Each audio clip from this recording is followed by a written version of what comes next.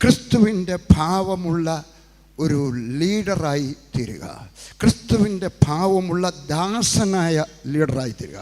ഞങ്ങളുടെ ബൈബിൾ സ്കൂളിനകത്ത് ഞങ്ങൾ ഉണ്ടാക്കി വെച്ച സ്ലോഗനാണ്, we coined a slogan, hallelujah, servant leader, ദാസന. ഇന്ന് ലീഡർമാർ ഒത്തിരിയുണ്ട്, എന്നാൽ ദാസ സ്വഭാവമുള്ള ലീഡർമാർ വളരെ കുറവാണ്. എവിടെയാണ് എഴുതിയിരിക്കുന്നത്? ലൂക്കോസിൻ്റെ സുവിശേഷം 22-ാം അധ്യായം 7 മുതൽ 13 വരെ ഞാൻ വായിക്കാം. പെസഹ കുഞ്ഞാടിനെ അറുക്കേണ്ടുന്ന പുളിപ്പില്ലാത്ത അപ്പത്തിൻ്റെ പെരുന്നാളായപ്പോൾ അവൻ പത്രോസിനെയും യോഹന്നാനെയും അയച്ചു. നിങ്ങൾ പോയി നമുക്ക് പെസഹ കഴിപ്പാൻ ഒരുക്കുവീൻ എന്ന് പറഞ്ഞു. ഞങ്ങൾ എവിടെ ഒരുക്കണമെന്ന് അവർ ചോദിച്ചതിന്, നിങ്ങൾ പട്ടണത്തിലെത്തുമ്പോൾ ഒരു കുടം വെള്ളം ചുമന്നുകൊണ്ട് ഒരു മനുഷ്യൻ നിങ്ങൾക്ക് എതിർവിടും. അവൻ കടക്കുന്ന വീട്ടിലേക്ക് പിൻചെന്ന വീട്ടുടയവനോട്, ഞാൻ എൻ്റെ ശിഷ്യന്മാരുമായി പെസഹ കഴിപ്പാനുള്ള ശാല എവിടെയെന്ന് ഗുരു നിന്നോട് ചോദിക്കുന്നു എന്ന് പറയുവീൻ. അവൻ വിരിച്ചൊരുക്കിയൊരു മൺമാളിക കാണിച്ചു തരും, അവിടെ ഒരുക്കുവേൻ എന്ന് അവരോട് പറഞ്ഞു. അവർ പോയി തങ്ങളോട് പറഞ്ഞതുപോലെ കണ്ട് പെസഹ ഒരുക്കി. ഹല്ലേലൂയ. ഇവിടെ 7-ാമത്തെ വാക്യത്തിൽ പറയുകയാണ്, യേശു ക്രിസ്തു പെസഹ ഒരുക്കുവാൻ. യേശു ക്രിസ്തു ആരായിരുന്നു? അദ്ദേഹം ക്രിസ്ത്യാനി ആയിരുന്നില്ല. അദ്ദേഹം ജനിച്ചത് യഹൂദനായിട്ട്, ജീവിച്ചത് യഹൂദനായിട്ട്, മരിച്ചത് യഹൂദനായിട്ട്, സ്വർഗത്തിലേക്ക് കയറിപ്പോയതും യഹൂദനായിട്ട്. ക്രിസ്തീയ സഭ ജന്മമെടുക്കുന്നത് പെന്തിക്കോസ്ത് ദിവസമാണ്, നമുക്കറിയാം. അപ്പോൾ യഹൂദനായിരുന്നത് കൊണ്ട് യഹൂദന്മാരുടെ ആചാരങ്ങളെല്ലാം നിർവഹിക്കുവാൻ അദ്ദേഹം പ്രത്യേകം ശ്രദ്ധിച്ചു. യഹൂദന്മാർക്ക് പല പെരുന്നാളുകളുണ്ട്. അതിനകത്ത് ഏറ്റവും ഇമ്പോർട്ടൻ്റ് ആയിട്ടുള്ള, വളരെ പ്രാധാന്യമുള്ള 3 പെരുന്നാളുകളുണ്ട്.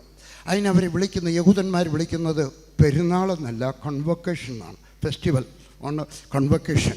അതിനകത്ത് ഏറ്റവും പ്രധാനപ്പെട്ടതാണ് പെസഹ, 2-ാമത്തേത് പെന്തിക്കോസ്, 3-ാമത് കൂടാര പെരുന്നാൾ. ഏറ്റവും കൂടുതൽ ഇത് യഹൂദന്മാരെല്ലാവരും ഈ 3 ചെയ്തിരിക്കണമെന്നുണ്ട്.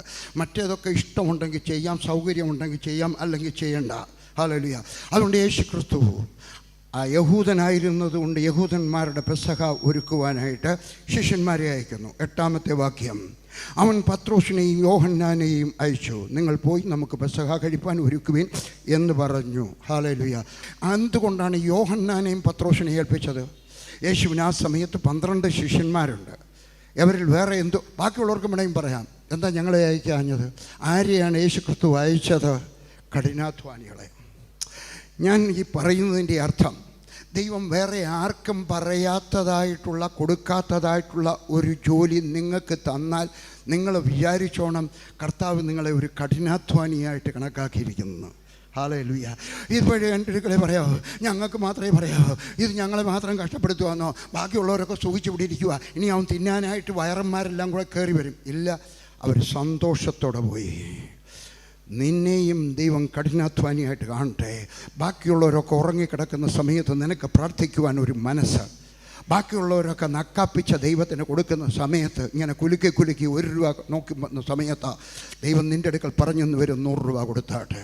ബാക്കിയുള്ളവർക്ക് 3 മക്കളുണ്ടെങ്കിലും ഒന്നിനെ പോലും സുവിശേഷ വേലയ്ക്ക് വിടാതെ നിനക്കൊരൊറ്റ കുഞ്ഞുണ്ടായിരിക്കുമ്പോൾ ആ കുഞ്ഞിനെയും ദൈവവേലയ്ക്ക് വിളിച്ചാൽ ഹല്ലേലൂയ, മനസ്സിലാക്കിക്കോണം, ദൈവം നിന്നെ ഒരു സ്പെഷ്യൽ കാറ്റഗറിയിൽ വിളിച്ചിരിക്കുകയാണ്. സാധാരണക്കാരനായി വീണ്ടും ജനിച്ച്, സാധാരണക്കാരനായി ജീവിച്ച്, സാധാരണക്കാരനായി മരിക്കരുത്. പിന്നെയോ സ്പെഷ്യൽ കാറ്റഗറിയിലായിരിക്കുവാൻ തക്കവണ്ണം ജീവിതം ക്രമീകരിച്ച് മുമ്പോട്ട് പോകുക. അതുകൊണ്ട് അവരുടെ ഗുണങ്ങൾ കേട്ടാട്ടെ. They were hard workers. അവർ കഠിനാധ്വാനികളായിരുന്നു. ഒരു ചുമതലയുള്ളതായിരുന്നു, ഒരു ചുമതലാബോധം, അല്ലേ? ചുമതലാബോധം. ഞങ്ങളുടെ കൊച്ചുനാളിലൊക്കെ ഞങ്ങൾക്കന്ന് കയറ്റുവായൊന്നുമില്ല, ഒരു ചാക്കാണ് വിരിച്ചിരിക്കുന്നത് കയറി വരുന്നിടത്ത് കാലൊക്കെ തുടയ്ക്കാനായിട്ട്. അപ്പോൾ ചിലപ്പോൾ എൻ്റെ അമ്മച്ചി പറയും, തൂക്കാൻ പറയും. ഞാനൊരു വേലക്കള്ളനായിരുന്നു, ഒരു മടിയനായിരുന്നു. അതുകൊണ്ട് ഞാൻ തൂത്തിട്ട് ചാക്കിൻ്റെ കീഴിലോട്ടൊക്കെ കയറ്റിയിടും. അല്ല, ഇപ്പോഴത്തെ പിള്ളേർ ഡോർമാറ്റിൻ്റെ കീഴിലോട്ടൊക്കെ കയറ്റിയിടും. ഹല്ലേലൂയ. അവനെപ്പറ്റി അറിയാമായിരുന്നു യേശുവിനെ. ഇവരെ എന്തെങ്കിലും ഒരു ജോലി ഏൽപ്പിച്ചാൽ എങ്ങനെയെങ്കിലും ചെയ്ത് തീർക്കുമല്ല, വേറൊരു ഭാഷയിൽ പറഞ്ഞാൽ ആക്കാനും വേണ്ടി ഓക്കാനിക്കുകയല്ല, നന്നായിട്ട് ചെയ്യണം. ഞാൻ നിങ്ങളൊക്കെ പറയുന്നു, എൻ്റെ കർത്താവ് നിങ്ങൾക്കൊരു ജോലി തന്നാൽ, നിങ്ങളുടെ സഭാശുശ്രൂഷകൻ നിങ്ങൾക്കൊരു ജോലി തന്നാൽ അത് ഏറ്റവും നന്നായിട്ട് ചെയ്യണം. സെക്കൻഡ് ക്വാളിറ്റി വർക്ക് നിൻ്റെ ജോലിയിൽ പാടില്ല കേട്ടോ. ഏറ്റവും നന്നായിട്ട് ചെയ്യണം. ഒരു ട്രാക്റ്റ് എഴുതിയാൽ, ഒരു പുസ്തകം എഴുതിയാൽ, ഒരു സിനിമ ഉണ്ടാക്കിയാൽ, ഒന്ന് പ്രസംഗിച്ചാൽ, കക്കൂസ് കഴുകിയിട്ടാൽ, എൻ്റെ ഒരു തീരുമാനമാണ്. കുറച്ചുകൂടെയൊക്കെ വയസ്സാവുന്നു. ഇപ്പോൾ അധികം വയസ്സായിട്ടൊന്നുമില്ല. എനിക്ക് 49 വയസ്സ് കഴിഞ്ഞു. കണ്ടോ, നിങ്ങൾ വിശ്വസിക്കത്തില്ല. നിങ്ങളുടെ വിചാരം 49 ആയില്ലെന്നാണ് എനിക്കറിയാം കേട്ടോ. എൻ്റെ വയസ്സ് 49 കഴിഞ്ഞു. 49 കഴിഞ്ഞതിൻ്റെ 31ാമത്തെ വാർഷികം നടക്കുകയാണ് കേട്ടോ. ഹല്ലേലൂയ. അപ്പം കുറച്ച് നാളൂടെ കഴിയുമ്പോഴത്തേക്ക് കുറച്ചുകൂടെ പ്രായമായെന്ന് വിചാരിച്ചു ഇല്ലയോ? ഒരു 110 വയസ്സൊക്കെ ആകുമ്പോഴത്തേക്ക് ഞാൻ ഇങ്ങനെ പതുക്കെ നടക്കുക. എനിക്ക് പ്രസംഗിക്കാനൊന്നും പോകാൻ നിവർത്തിയില്ല. ഞാൻ എന്ത് ചെയ്യുമെന്ന് അറിയാമോ?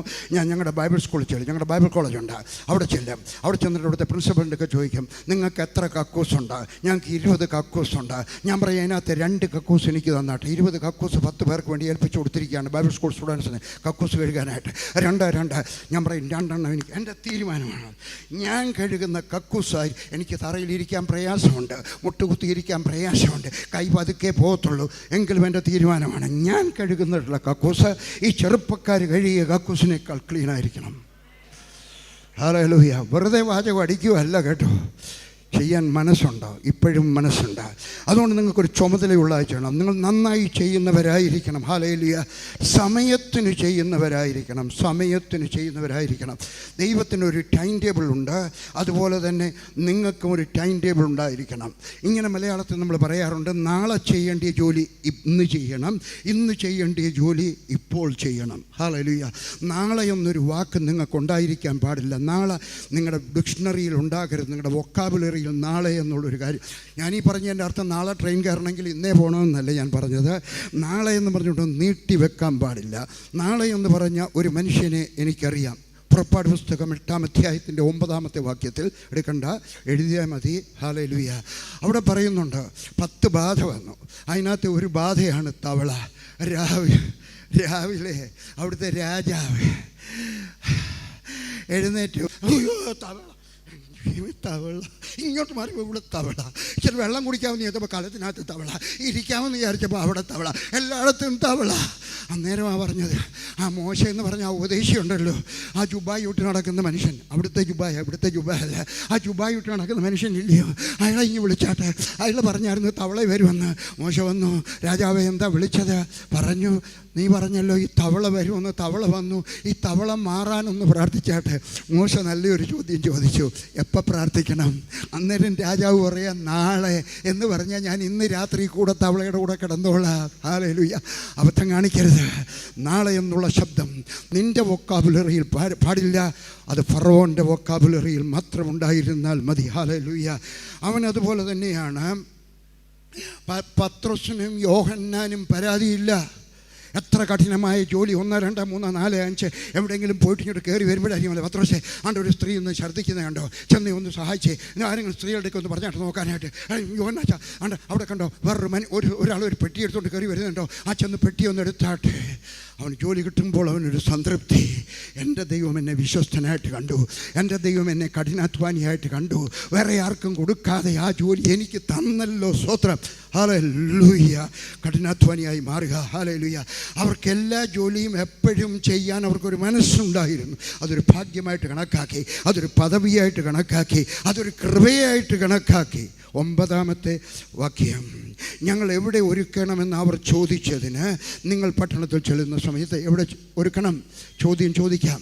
നിങ്ങൾക്കൊരു കാര്യം, നിങ്ങൾക്കൊരു ജോലി, നിങ്ങളുടെ പാസ്റ്റർ, നിങ്ങളുടെ പട്ടക്കാരൻ, നിങ്ങളുടെ ലീഡർ ദൈവം നിങ്ങൾക്ക് തന്നാൽ അത് ശരിയായിട്ട് മനസ്സിലാകുന്നില്ലെങ്കിൽ ചോദ്യം ചോദിക്കണം.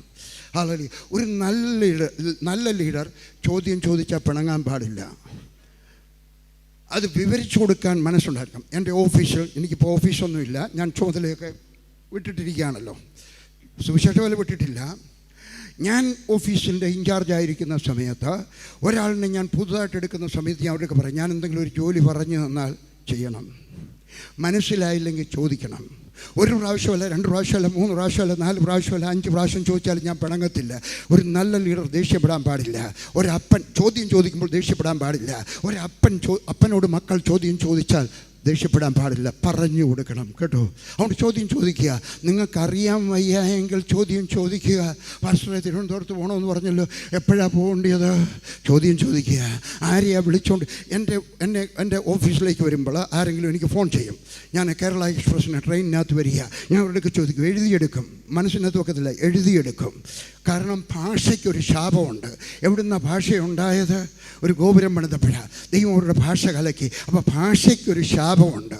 അതുകൊണ്ട് ഭാഷ പറഞ്ഞാൽ മറ്റേയാളിന് അതുപോലെ മനസ്സിലാവത്തില്ല. എന്നിട്ട് ഞാൻ ഒരാളിനെ വിളിച്ചിട്ട് പറയാം, റെയിൽവേ സ്റ്റേഷനിൽ പോകണം, കേരള എക്സ്പ്രസ്സിനകത്ത് വരും, കോച്ച് നമ്പർ 13, ബർത്ത് നമ്പർ 79, പേര് KK ജോൺ. അദ്ദേഹം, ഞാൻ പറയുന്ന ഒരു ഉദാഹരണമാണ്, ഒരു അടയാളമാണ്. വേദപുസ്തകം പിടിച്ചുകൊണ്ട് നിൽക്കണം. അവിടെ നിൽക്കുന്ന ഒരാൾ കാണും, വിളിച്ചുകൊണ്ട് വരണം, എഴുതി കൊടുക്കും. ഞാനീ പറഞ്ഞതിൻ്റെ അർത്ഥം, നിങ്ങൾക്കറിയാൻ വയ്യായെങ്കിൽ ചോദ്യം ചോദിക്കണം.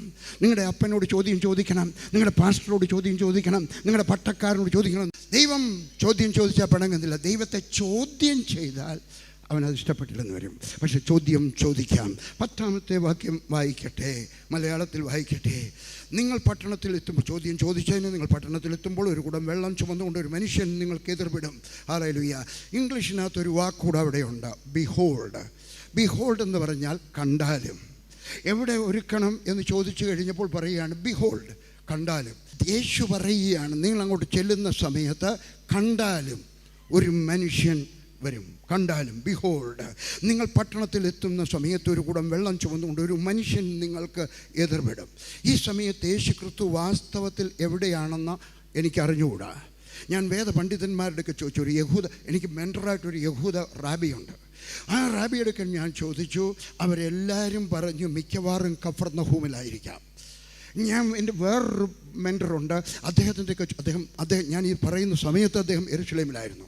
അദ്ദേഹം വർഷത്തിൽ 2 പ്രാവശ്യമെങ്കിലും എയർഫോഴ്സ് ഇസ്രായേലിൽ പോകും. ഞാൻ അദ്ദേഹത്തിൻ്റെയൊക്കെ ചോദിച്ചപ്പോഴും പറഞ്ഞു കഫർന്നഹൂമിലായിരിക്കാം. കഫർന്നഹൂം ആണെങ്കിൽ എഴുതിയെടുക്കേണ്ടവർക്ക് എഴുതിയെടുക്കാം. 160 കിലോമീറ്റർ ദൂരമാണ് യെരുശലേമിൽ നിന്ന്. 5 ദിവസത്തെ യാത്രയാണ്. ഞാൻ ഇന്ന് രാവിലെ ഇരുന്ന് കുറച്ച് നേരം ചിന്തിച്ചപ്പോൾ ചിലപ്പം അവിടെ ആയിരിക്കാൻ സാധ്യതയില്ല. കാരണം പെസഹായുടെ ദിവസമാണ്. ചിലപ്പോൾ ബഥനിയിലായിരിക്കാം.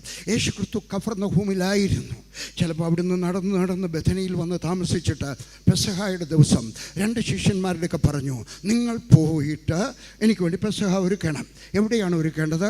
നിങ്ങൾ പട്ടണത്തിലേക്ക് ചെല്ലുമ്പോൾ, യെരുശലേം പട്ടണത്തിലേക്ക് ചെല്ലുമ്പോൾ അവിടെ നിങ്ങളൊരു മനുഷ്യനെ കാണും. ഒരു പുരുഷൻ, വിശദീകരിക്കാൻ പിന്നീട്. ഹല്ലേലൂയ. അങ്ങനെയാണെങ്കിൽ ചിലപ്പോൾ ബഥനിയിലായിരിക്കാനാണ് സാധ്യത. 5 ദിവസത്തിന് മുമ്പേ ആകണമെന്നില്ല. ബഥനി എവിടെയോ ആവട്ടെ, ഇത്രയും മാത്രം ഓർത്തിരുന്നാൽ മതി. എവിടുന്നോ യേശു അയക്കുന്നു. ഒന്നുകിൽ കഫർന്നഹൂമിൽ നിന്നായിരിക്കാം, അല്ലെങ്കിൽ ബഥനിയിൽ നിന്നായിരിക്കാം. ബഥനിയിൽ നിന്നാണെങ്കിൽ 2-4, ഏകദേശം 4 കിലോമീറ്റർ, അത്രയേ ഉള്ളൂ. ഞാൻ ബഥനിയിൽ പല പ്രാവശ്യം പോയിട്ടുള്ളൂ, എനിക്ക് കാണാതെ അറിയാം. ഏകദേശം 4 കിലോമീറ്റർ അവരെ 2 പേരെയും പറഞ്ഞയക്കുന്നു. ഹല്ലേലൂയ. യേശു പറഞ്ഞത് കേട്ടാട്ടെ, ബിഹോൾഡ് എ മാൻ. നിങ്ങൾ പട്ടണത്തിലേക്ക് കയറുമ്പോൾ യേശുവോട് കണക്കൂട്ടി പറയുകയാണ്. ശ്രദ്ധിച്ച് കേൾക്കണം. അവിടെ കണക്കൂട്ടി കാണാം. ഇപ്പോൾ മണി എത്രയായി? രാവിലെ. അന്നത്തെ കാലത്ത് 2 നേരത്തെ ആഹാരമേ ഉള്ളൂ, രാവിലെയും വൈകിട്ടും. അപ്പോൾ യേശു ക്രിസ്തു കണക്കൂട്ടി കാണാം. ഇപ്പോൾ രാവിലെ ഇത്ര മണിയായി, 2 മണിക്കാണ്.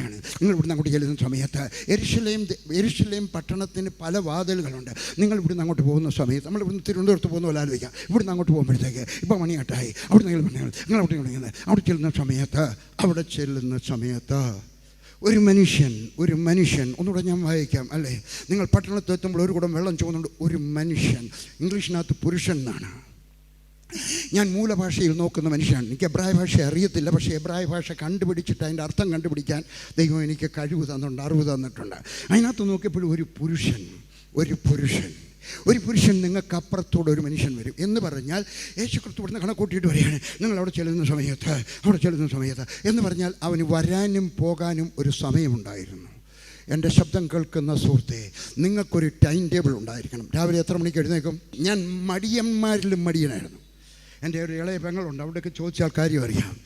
ഒരു ജോലിയും ചെയ്യാത്ത മനുഷ്യൻ. അയ്യോ, പരീക്ഷയുടെ അന്ന് പോലും രാവിലെ എഴുന്നേക്കാൻ പറഞ്ഞാൽ എഴുന്നേക്കാത്തായിട്ടുള്ള മനുഷ്യൻ. പട്ടാളത്തിൽ ഞാൻ 11.5 വർഷം ജോലി ചെയ്തു. പട്ടാളത്തിന് പോലും എന്നെ രാവിലെ എഴുന്നേൽപ്പിക്കാൻ കഴിയില്ല. പട്ടാളക്കാരെങ്കിലും ഉണ്ടോ? ആരെങ്കിലും പട്ടാളക്കാർ, എക്സ് പട്ടാളം ആരെങ്കിലും ഇപ്പോഴും സർവീസുള്ള ആരും ഇല്ലയോ? പക്ഷേ അങ്ങനെ വരത്തില്ല. തീർച്ചയായിട്ടും ആരെങ്കിലും 1-2 പേരെങ്കിലും കാണും, അല്ലേ? പട്ടാളക്കാരൊക്കെ ചോദിച്ചാൽ പറയാം, ആൾ ചുമ്മാ പറയാം. പട്ടാളത്തിൽ രാവിലെ 4 മണിക്ക് വിസിലടിക്കുമ്പോൾ അവിടെ വിസിലല്ല, ബിഗിളാണ്, കുഴലൂതുകയാണ്. ആ കുഴലൂതുന്ന സമയത്തല്ല, ഞാൻ ഒരിക്കലും എഴുന്നേറ്റിട്ടില്ല. കള്ളം പറയത്തില്ല വർഗീഷ്, ഒരിക്കലും എഴുന്നേറ്റില്ല. ഞാൻ 1/2 മണിക്കൂറുള്ള താമസിച്ച് എഴുന്നേക്കും. സമയത്തിന് ഞാൻ ലൈനിൽ ചെന്ന് നിൽക്കും, പക്ഷേ ഞാൻ എന്നെ ആർക്കും എഴുന്നേൽപ്പിക്കാൻ കഴിഞ്ഞിട്ടില്ല. പക്ഷേ എൻ്റെ യേശുവിനെ ഞാൻ രക്ഷിതാവായി സ്വീകരിച്ചു കഴിഞ്ഞപ്പോൾ, വേദപുസ്തകം പഠിച്ചു വന്നപ്പോൾ എനിക്കൊരു കാര്യം മനസ്സിലായി. ദൈവം എന്നെ അനുഗ്രഹിക്കണമെങ്കിൽ, ഞാൻ ദൈവത്തിൻ്റെ സ്പെഷ്യൽ കാറ്റഗറിയിൽ വരണമെങ്കിൽ എനിക്കൊരു ടൈം ടേബിൾ ഉണ്ടായിരിക്കണം.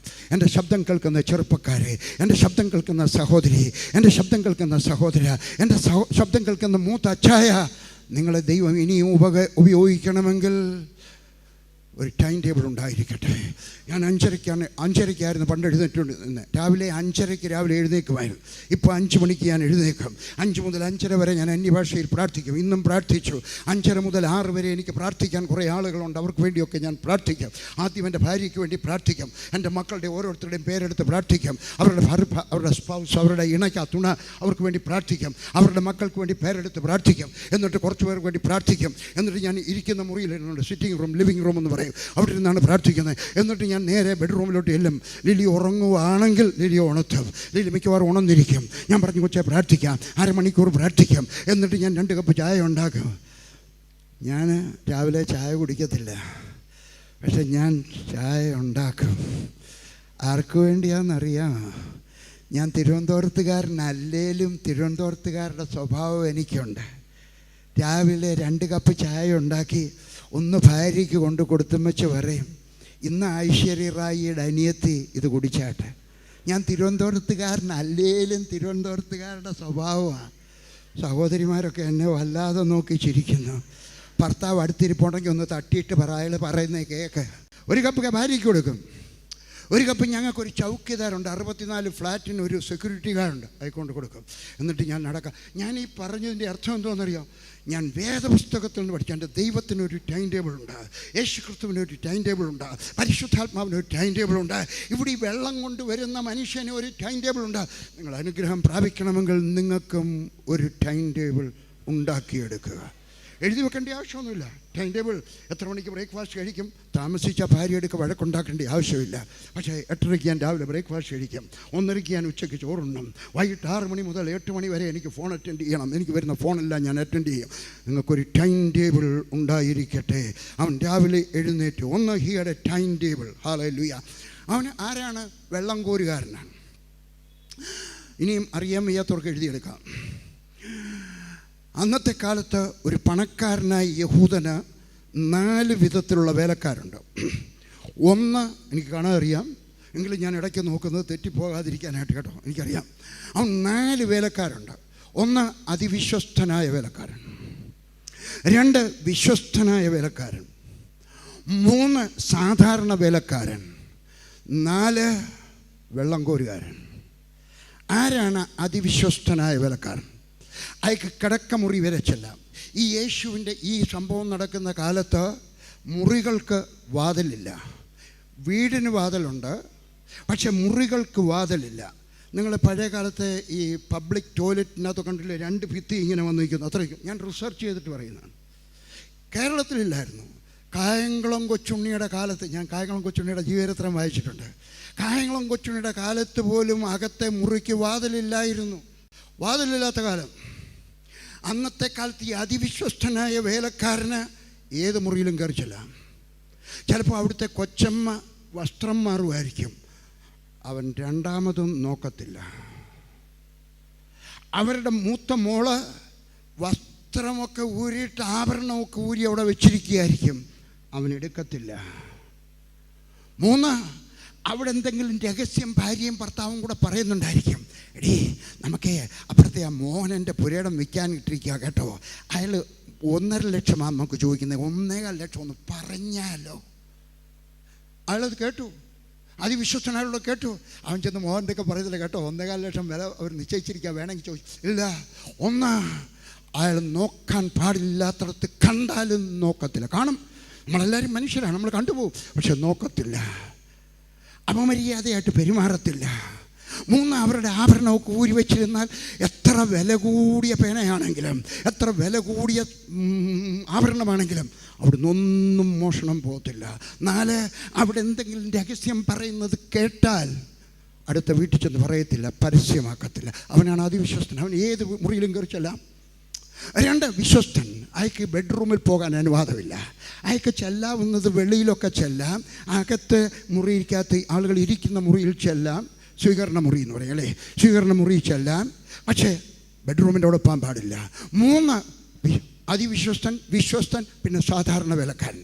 അയാൾക്ക് വീടിൻ്റെ അകത്തോട്ടൊക്കെ ചെന്നിട്ട് ഇങ്ങനെ വെളിയിൽ നിന്നുകൊണ്ട് കുപ്പിയൊക്കെ അങ്ങോട്ട് വെക്കാം. ദേ ഇരിക്കുന്നു കേട്ടോ, അമ്മാമ്മയെ പറഞ്ഞില്ലായിരുന്നു പഞ്ചാര വേണം, നാട് പഞ്ചാര ഇരിക്കുന്നു, പക്ഷെ അകത്ത് കയറാൻ പാടില്ല. സ്റ്റോറിൽ കയറാനൊത്തുനിന്ന് വരും 4 വെള്ളം കോരുന്നവൻ ആരാണ്? അവൻ അവിടുത്തെ പുറജാതിയാണ്. അറിയാൻ വയ്യാത്തവർ എഴുതിയെടുത്താണ്, അവൻ പുറജാതിയാണ്. യഹൂദന്മാരെ മിക്കവാറും ഒരു യഹൂദൻ വെള്ളം കോരുകാരനായിട്ട് എടുക്കത്തില്ല. ചിലപ്പോൾ എടുത്തെന്ന് വരും. ഞാൻ ഈ ഇടയ്ക്കും എൻ്റെ ഈ യഹൂദനായിട്ടുള്ള റാബി എടുക്കാൻ ഞാൻ പറഞ്ഞു, ചിലർ ഉപയോഗിച്ചവരെങ്കിലും സാധാരണ അത് അവോയ്ഡ് ചെയ്യുന്നൊരു കാര്യമാണ്. കാരണം അത് അവരുടെ സഹോദരനാണ്, അവനെ പുറജാതിയായിട്ട് കണക്കാക്കാനൊക്കത്തില്ല. അവൻ്റെ ജോലിയാണ് താമസിക്കട്ടെ, ആളുകൾ താമസിക്കുന്ന സ്ഥലം അവരുടെ കിണർ അതിനകത്തല്ല, വെളിയിലായിരിക്കും. ഇപ്പോഴും വടക്കേ ഇന്ത്യയിൽ അങ്ങനെ ആയിരുന്നു, വെളിയിലായിരിക്കും.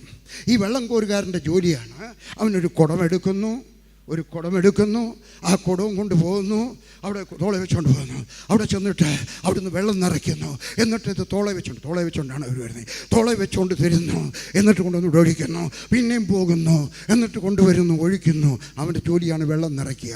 അതിഥികൾ വന്നാൽ അവരുടെ കാല് കഴുകുന്നത് അവൻ്റെ ജോലിയാണ്, പുറജാതിയുടെ ജോലി. ഈ മനുഷ്യൻ ആരാണ്?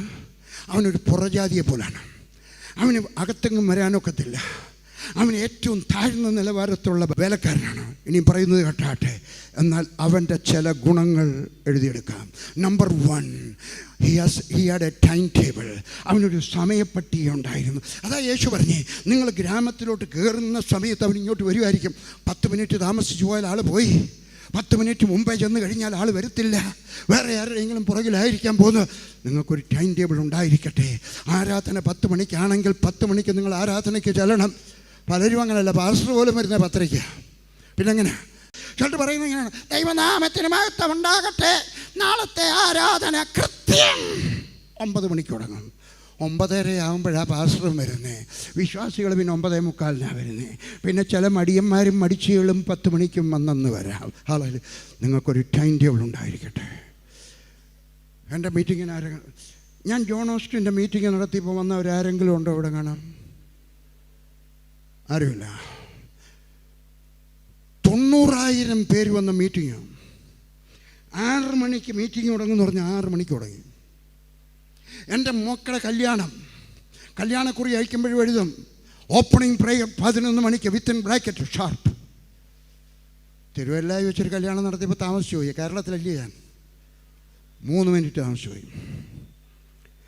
Closing prayer 1 o'clock. അത് ഇച്ചിരി നേരത്തെ ആയിപ്പോയി, 7 മിനിറ്റ് നേരത്തെ ആയിപ്പോയി. മീറ്റിംഗ് കഴിഞ്ഞപ്പോൾ അച്ഛൻ കുഞ്ഞാലെന്തോര് വന്ന് എൻ്റെ കൈക്ക് ഒരു ദിവദാസനാണ്, എൻ്റെ കൈക്ക് പിടിച്ചുകൊണ്ട് പറഞ്ഞു, അങ്കളെ ആദ്യമായിട്ട് ആ പെന്തിക്കോസുകാരുടെ കൂട്ടത്തിൽ സമയത്തിന് കല്യാണം തുടങ്ങി മുമ്പേ നിർത്തിയത് പറഞ്ഞ് അദ്ദേഹം പറയുകയാണ്, എൻ്റെ കല്യാണത്തിന് പോലും വന്നിരുന്നവരെല്ലാവരും ശപിച്ചു, ഡയബറ്റിക്കുകാർ ശപിച്ചു, കൊച്ചു പിള്ളേർ ശപിച്ചു. കാരണം വരുന്നവർക്കെല്ലാവർക്കും സമയം കൊടുക്കണം. നമുക്ക് ചില ബാഡ് പ്രാക്ടീസസൊക്കെ ഉണ്ട്. ഞാൻ പ്രസംഗിക്കത്തില്ല, എന്നെ പ്രസംഗിക്കാൻ വിളിച്ചെടുത്ത് പ്രസംഗിക്കുമല്ല. 2 വാക്ക് പറഞ്ഞാട്ടെ. ഞാൻ അങ്ങോട്ട് ചെന്നിട്ട് 2 വാക്ക് ഞാനങ്ങ് പോകും. 2 വാക്ക് പറയാനാണ് പറഞ്ഞു. ഞാൻ 2 വാക്കെന്ന് പറഞ്ഞ് ചോദിക്കാം. ഞാൻ ഈ പറഞ്ഞതിൻ്റെ അർത്ഥം എന്താണെന്നറിയാമോ?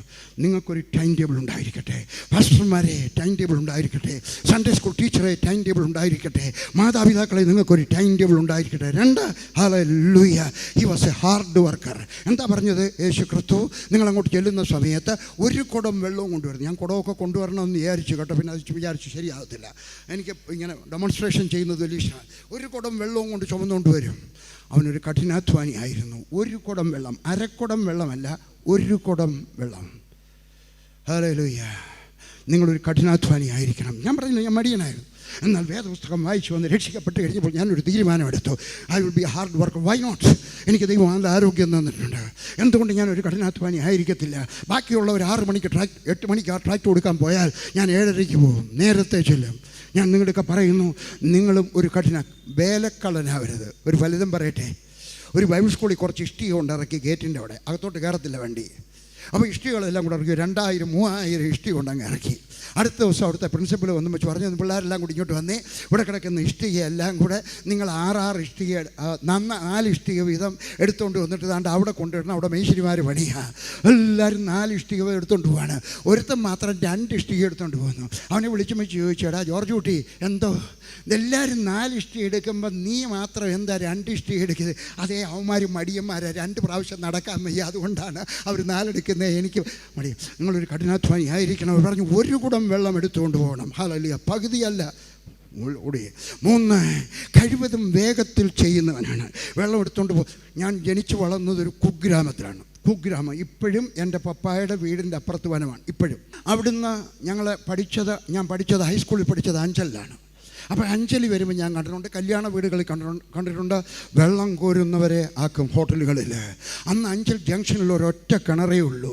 എല്ലാ ചായക്കടക്കാർക്കും വെള്ളം കൊണ്ടുപോകുന്നത് ഇവിടെ നിന്നാണ്. അവർ വെള്ളം എടുത്ത് നമ്മുടെ നാട്ടിൽ ഇങ്ങനെ ഇങ്ങനെ ഇങ്ങനെ ഇങ്ങനെ തോളെ വെച്ചുകൊണ്ട് ഇങ്ങനെ, എന്നിട്ട് അവർ ഓടുന്നവരാണ്. ഹല്ലേലൂയ. വെള്ളം എടുത്തുകൊണ്ട് ഇങ്ങനെ നടക്കത്തില്ല. കിളി എവിടെ പോവാ എന്നൊന്നും ചോദിക്കത്തില്ല. അവൻ ഓടുന്നവനായിരിക്കും. എന്ന് പറഞ്ഞാൽ അവൻ ധൃതിയിൽ ചെയ്യുന്നവനായിരിക്കും. ഹല്ലേലൂയ. നിങ്ങൾ എന്ത് ജോലി ചെയ്ത് കഴിഞ്ഞാലും ധൃതിയിൽ ചെയ്യുന്നവരായിരിക്കണം. ഹല്ലേലൂയ. ഇത് എളുപ്പമുള്ള കാര്യമൊന്നും അല്ല കേട്ടോ. ജീവിതത്തിനകത്ത് ഇതുവരെ നിങ്ങൾ ശീലിച്ചതിൽ നിന്നും വ്യത്യാസം വരുത്താൻ സമയമെടുക്കും. പക്ഷേ സമയമെടുത്താൽ എനിക്കറിയാം, ഞാൻ മാറിയവനാണ്. അതുകൊണ്ട് അങ്ങനെയാണെങ്കിൽ നിങ്ങൾക്ക് മാറാം. അവൻ ഓടുന്നവനായി നിങ്ങൾ ഓടി നടക്കണം. നിങ്ങൾ സംശയമുണ്ടെങ്കിൽ ഞാൻ ഇങ്ങോട്ട് കയറി വരുമ്പോഴോ ഇറങ്ങുമ്പോഴോ നിങ്ങൾ നോക്കണം. എങ്ങനെയാണ് കയറുന്നത്? ഓരോ പടി. ജോർജ് കുട്ടി എന്തോ ഉണ്ട്, വാ നമുക്ക് നടക്കാം, വാ നടക്കാം. ഇല്ല. ഹല്ലേലൂയ. വേദപുസ്തകത്തിൽ നിന്ന് പഠിച്ചതാണ് കേട്ടോ. വേദപുസ്തകത്തിൽ നിന്ന് പഠിച്ചതാണ്. നിങ്ങൾ ഓടി നടക്കുന്നവരായിരിക്കണം ചെയ്യുന്ന ജോലികളൊക്കെ. ചില സഹോദരന്മാർ വിചാരിക്കുക, ഈ പ്രസംഗം കേൾക്കാൻ അവളെ കൂടെ കൊണ്ടുവരണ്ടായിരുന്നു, ഇനി വീട്ടിൽ ചെല്ലുമ്പോൾ ഇന്ന് തൊട്ട് അവിടെ പ്രസംഗം മുഴുവൻ ഇതായിരിക്കും. അയാൾ പറഞ്ഞ ഓർമ്മയില്ലയോ? ഹല്ലേലൂയ. ഹല്ലേലൂയ. അടുത്തത് കേട്ടാട്ടെ, ഇമ്പോർട്ടൻ്റ് ആയിട്ടുള്ള കാര്യം, അയാൾ വെള്ളം കൊണ്ട് ഇങ്ങനെ പോവുകയാണ്. അവിടോട്ട് പോകുന്നു, ഒഴിഞ്ഞ കലവുമായിട്ട് പോകുന്നു, വെള്ളം നിറയ്ക്കുന്നു, എന്നിട്ട് തിരിച്ചോടി വരുന്നു, എന്നിട്ട് പിന്നെയും പോകുന്നു, അവിടുന്ന് വെള്ളം നിറയ്ക്കുന്നു. ഇവിടുത്തെ വാതുക്ക കൊണ്ട് നിറയ്ക്കുന്നില്ലേ, 6 കലം ഓർക്കുന്നില്ലേ, അവിടെ വാതുക്കൾ കൊണ്ട് നിറയ്ക്കുന്നു, പിന്നെ അങ്ങോട്ട് പോകുന്നു. വെള്ളം കൊണ്ട് വരുമ്പോഴായിരിക്കും അപ്പുറത്തെ ആൻഡ്രൂസ് അച്ഛൻ അവിടെ നിൽക്കുന്നു. പറഞ്ഞു, മാത്യൂസേ എന്തോ, എടാ ഞങ്ങളുടെ വീട്ടിൽ വെള്ളം കോരുന്നു വന്നില്ലടാ, 2 കലം വെള്ളം ഇങ്ങോട്ട് ഒഴിക്കടാ, ഞാൻ രൂപ തരാം, 100 രൂപ. യജമാനൻ്റെ സ്വത്ത് അവൻ വിറ്റില്ല. എഴുതിയെടുക്കാത്തവർ ചെവി തുറന്ന് കേൾക്കാം. നിൻ്റെ യജമാനൻ്റെ സ്വത്തൊന്നും വിൽക്കുന്നവനായി തീരരുത്. അവരുടെ പുരയിടമായിരിക്കാം, അവരുടെ ഡ്രം സെറ്റായിരിക്കാം, അവരുടെ മൈക്ക് സെറ്റായിരിക്കാം. ദൈവം നിന്നെ ഏൽപ്പിച്ചിട്ടുള്ള യാതൊരു സ്വത്തും കൊടുക്കാൻ പാടില്ല, വിൽക്കാൻ പാടില്ല. അവൻ തൻ്റെ യജമാനൻ്റെ സ്വത്ത് ആർക്കും വിൽക്കുന്നവനായിരിക്കരുത്. ദൈവം നിന്നെ ഏൽപ്പിച്ചിട്ടുള്ളത് എന്തായിരുന്നാലും അത് ഒരു സ്ത്രീയെ ഏൽപ്പിച്ചതായിരിക്കാം, ഒരു പുരുഷനെ ഏൽപ്പിച്ചതായിരിക്കാം, ഒരു കുഞ്ഞിനെ ഏൽപ്പിച്ചതായിരിക്കാം, കുറച്ച് പുരയിടം ഏൽപ്പിച്ചതായിരിക്കാം, കുറച്ച് തെങ്ങ് ഏൽപ്പിച്ചതായിരിക്കാം, കുറേ തേങ്ങ ഏൽപ്പിച്ചതായിരിക്കാം, കുറേ കടലാസ് ഏൽപ്പിച്ചതായിരിക്കാം. എൻ്റെ ഓഫീസിൽ ഞാൻ ഉണ്ടായിരിക്കുന്ന സമയത്ത് 46 പേരായിരുന്നു പ്രവർത്തിച്ചുകൊണ്ടിരുന്നത്. അവിടെ ഞാൻ കയറുന്നിടത്ത് ഒരു ഓഫറിംഗ് ബോക്സ് വെച്ചിട്ടുണ്ട്, തടി കൊണ്ടുള്ള ഒരു ഓഫറിംഗ് ബോക്സ്. ഞാൻ പറഞ്ഞു, നിങ്ങൾ ഓഫീസിൽ നിന്ന് ഇരിക്കുമ്പോൾ നിങ്ങൾക്കൊരു എഴുത്തെഴുതണമെന്ന് തോന്നി, അമ്മയ്ക്കൊരു എഴുത്തെഴുതണം, സമയമുണ്ട്, നിങ്ങൾ എഴുതുകട്ടെ. എവിടുന്നാണ് കടലാസ് എടുക്കുന്നത്? ഓഫീസിൽ നിന്ന്. നിങ്ങൾ ഓഫീസിൽ നിന്ന് കടലാസ് എടുത്താൽ ആ കടലാസിൻ്റെ വില 1 രൂപ കൊണ്ടുവന്ന് ഓഫറിംഗ് ബോക്സിനകത്ത് ഇടണം. നിങ്ങൾ 46 പേരും കൂടെ ഒരു മാസത്തിൽ കടലാസ് എടുത്താൽ എത്ര കടലാസ് പോകും? കൂടിപ്പോയാൽ 200 കടലാസ്. എനിക്ക് എത്ര രൂപ നഷ്ടം ഉണ്ടാവും? എൻ്റെ നഷ്ടമല്ല, നിൻ്റെ മനസ്സാക്ഷിയുടെ സന്തോഷം. ദൈവത്തിൻ്റെ ഒന്നും അറിയാതെ പോലും നിൻ്റെ പോക്കറ്റിൽ പോകരുത്. എനിക്ക് 2 പോക്കറ്റാണ്, പ്രധാനപ്പെട്ട കാര്യമാണ്. ദൈവത്തിന് വേണ്ടി തരുന്നത് ഇവിടെ, എനിക്ക് പേഴ്സണലായിട്ട് തരുന്നത് ഇവിടെ. എനിക്കൊരു നിർബന്ധമുണ്ട്, എൻ്റെ പണം ദൈവത്തിൻ്റെ പോക്കറ്റിൽ പോയാലും ദൈവത്തിൻ്റെ പണം എൻ്റെ പോക്കറ്റിൽ പോകരുത്. ഇവിടുന്ന് കിട്ടിയതാണ്, പാടില്ല. Varghese, be careful. ഹല്ലേലൂയ. ഞാൻ നിങ്ങളുടെ അടുക്കലും പറയുകയാണ്, ഹല്ലേലൂയ, നിങ്ങളുടെ പക്കൽ ദൈവം ഏൽപ്പിച്ചിരിക്കുന്നത് ഒരു സ്ത്രീയെ ആയിരിക്കാം, ഒരു പുരുഷനെ ആയിരിക്കാം, ഒരു കുഞ്ഞിനെ ആയിരിക്കാം, കുറച്ച് തേങ്ങ ആയിരിക്കാം, കുറേ കടലാസ് ആയിരിക്കാം, കുറേ സേഫ്റ്റി പിന്നായിരിക്കാം. കൊച്ചു കാര്യം പറയുകയാണ് കേട്ടോ. ദൈവത്തിൻ്റെ വക നിൻ്റെ പോക്കറ്റിൽ പോകരുത്. അവൻ വർദ്ധിപ്പിക്കുന്നവനായിരിക്കും. അവൻ വെള്ളം വിൽക്കുന്നവനല്ല, അവൻ കുറയ്ക്കുന്നതല്ല, സ്വന്തം ലാഭമല്ല, യജമാനൻ്റെ ലാഭം. എനിക്ക് കത്തോലിക്കരെ ഇക്കാര്യത്തിനകത്ത് വലിയ സന്തോഷമാണ്. ചിലർ ഞാൻ കത്തോലിക്കരുടെയൊക്കെ നല്ല ഗുണം പറയും, അത് പറയണ്ട കേട്ടോ, നമ്മുടെ കാര്യം മാത്രം പറഞ്ഞാൽ മതി. ആരുടെ കണ്ടാലും ഞാൻ പറയും, കമ്മ്യൂണിസ്റ്റുകാരുടെ കണ്ടാലും പറയും. ഹല്ലേലൂയ. അവരുടെ നല്ലൊരു ഗുണമുണ്ട്. ഒരച്ഛനെ ഒരു പള്ളി ഏൽപ്പിച്ച് കഴിയാമെങ്കിൽ ആ അച്ഛൻ അവിടുന്ന് 5 വർഷം പോകുന്നതിന് മുമ്പ് ആ പള്ളിക്കൊരു ബ്രാഞ്ച് കൂടിട്ട് അതിന് പുരയിടവും വാങ്ങിച്ചു കൊടുത്ത് അതിനകത്ത് കെട്ടിടവും പണിയും. സംശയമുണ്ടോ? ഇവിടെ നമ്മുടെ കയ്യിൽ 1 ഏക്കർ ഭൂമി ഏൽപ്പിക്കാമെങ്കിൽ കുറച്ച് വീട്ട് എവിടുന്നെങ്കിൽ നമ്മൾ കാശുണ്ടാക്കാൻ നോക്കും. എല്ലാവരും അല്ല, ചിലർ. നീ ആ ചിലരുടെ കൂട്ടത്തിൽ വരരുത്. വിശ്വസ്തനായ ഈ ഏറ്റവും താണ ജോലി ചെയ്യുന്ന വെള്ളം കോരുകാരനെ പോലെ ഞാനും നീയും വിശ്വസ്തനായിരിക്കണം. Hallelujah, hallelujah. ദൈവമേ ഇവിടെ കുപ്പി എവിടെ പോയി? ഹല്ലേലൂയ. അവൻ വെള്ളം കൊണ്ടുവരുന്നത് ഞാൻ കണ്ടിട്ടുണ്ട്. അഞ്ചലെ ഹോട്ടലിനകത്ത് വെള്ളം കോരുന്നവരെ കണ്ടിട്ടുണ്ട്. അന്നത്തെ കാലത്ത് അടിയിൽ അണ്ടർവെയർ ഉണ്ട്, അതിൻ്റെ മേളിൽ ഒരു ടവൽ കൊടുത്തിട്ടുണ്ട്. അവൻ വെള്ളം കൊണ്ട് വരികയാണ്. 1-2 പ്രാവശ്യം വന്നു കഴിയുമ്പോൾ അവൻ മേലിൽ മുതൽ താഴെ വരെ വെള്ളത്താൽ പുതിയപ്പെട്ടവനായിരിക്കും. ഞാനും നീയും വിശ്വസ്തനാണെങ്കിൽ നാം വെള്ളത്തിൽ പുതിയപ്പെട്ടവനായിരിക്കണം. എന്താണ് വെള്ളം? പരിശുദ്ധാത്മാവിനെ കാണിക്കുന്നു. അന്യഭാഷ പറഞ്ഞാൽ മാത്രം പോരാ, പിന്നെ എന്ത് വേണം? നാം വെള്ളത്താൽ പരിശുദ്ധാത്മാവിനാൽ പുതിയപ്പെട്ടവരായിരിക്കണം. അന്യഭാഷ പറഞ്ഞ കാര്യം നടക്കത്തില്ല. അന്യഭാഷ പറയണം. ഞാൻ പറഞ്ഞല്ലോ, ഞാൻ രാവിലെ എഴുന്നേറ്റ് 1/2 മണിക്കൂർ അന്യഭാഷ പറയും. ഞാൻ കാറിനകത്തിരിക്കുമ്പോൾ അന്യഭാഷ പറയും, പ്ലെയിനകത്തിരിക്കുന്ന സമയത്ത് അന്യഭാഷ പറയും, ട്രെയിനിനകത്തിരിക്കുന്ന സമയത്ത് അന്യഭാഷ പറയും, നടക്കുമ്പോൾ അന്യഭാഷ പറയും, വീട്ടിൽ വെറുതെ ഇരിക്കുന്ന സമയത്ത് അന്യഭാഷ പറയും. ഞാൻ ഉറങ്ങിക്കിടക്കുമ്പോഴും ചിലപ്പോൾ എൻ്റെ ഭാര്യ വിളിച്ച് ചോദിക്കും, എന്തോ അന്യഭാഷ പറയുന്നതെന്ന്. ഹല്ലേലൂയ. അന്യഭാഷ പറയണം, ഞാൻ വിശ്വസിക്കുന്നു, ആത്മാർത്ഥമായിട്ട് വിശ്വസിക്കുന്നു. പക്ഷേ അത് പോരാ, അതിനപ്പുറത്ത് നീ ആത്മാവിൽ നിറഞ്ഞവനായിരിക്കണം. ഹല്ലേലൂയ. നിങ്ങൾ പരിശുദ്ധാത്മാവിനാൽ പുതിയപ്പെട്ടവനായിരിക്കട്ടെ. യേശു പറയുക, അങ്ങനെയുള്ള ഒരു പുരുഷൻ, പുരുഷൻ ആരാണ്? ദൈവം കാണുന്നതായിട്ടുള്ള പുരുഷൻ. പുരുഷന്മാർ കേൾക്കണ്ട, സ്ത്രീകൾ കേട്ടാട്ടെ. ഹല്ലേലൂയ. ആ പുരുഷന് 4 ഗുണങ്ങളുണ്ടായിരിക്കണം. അവൻ അവരുടെ പ്രൊവൈഡറായിരിക്കണം. അവരുടെ ചെരുപ്പ് തേഞ്ഞു പോകുന്ന സമയത്ത് അവൾ പറയുന്നതിന് മുമ്പേ ഒരു ചെരുപ്പ് വാങ്ങിച്ചു കൊടുക്കണം. പണം കയ്യിലുണ്ടെങ്കിൽ ഉള്ളതുപോലെ. അവിടെ ബ്ലൗസ് കയറുവാണെങ്കിൽ നിങ്ങളുടെ ഈ പണം ഉണ്ടെങ്കിൽ ഒരു നല്ല ബ്ലൗസ് വാങ്ങിച്ചു കൊടുക്കണം. You must be the provider of the family. കുടുംബത്തിന് ആവശ്യമുള്ളതെല്ലാം വാങ്ങിച്ചു കൊടുക്കുക, കരുതി കൊടുക്കുന്ന പ്രൊവൈഡറായിരിക്കണം നിങ്ങൾ. ഹല്ലേലൂയ. 1 provider, 2 protector. അവരെ കാത്തുസൂക്ഷിക്കണം. നിങ്ങളുടെ അമ്മ, സഹോദരന്മാരുടെയൊക്കെ പറയാം, സഹോദരന്മാർ കേൾക്കാത്തതുകൊണ്ട് പറയാം, സഹോദരന്മാർ കേട്ടാൽ അവർക്ക് ഇഷ്ടപ്പെടത്തില്ല.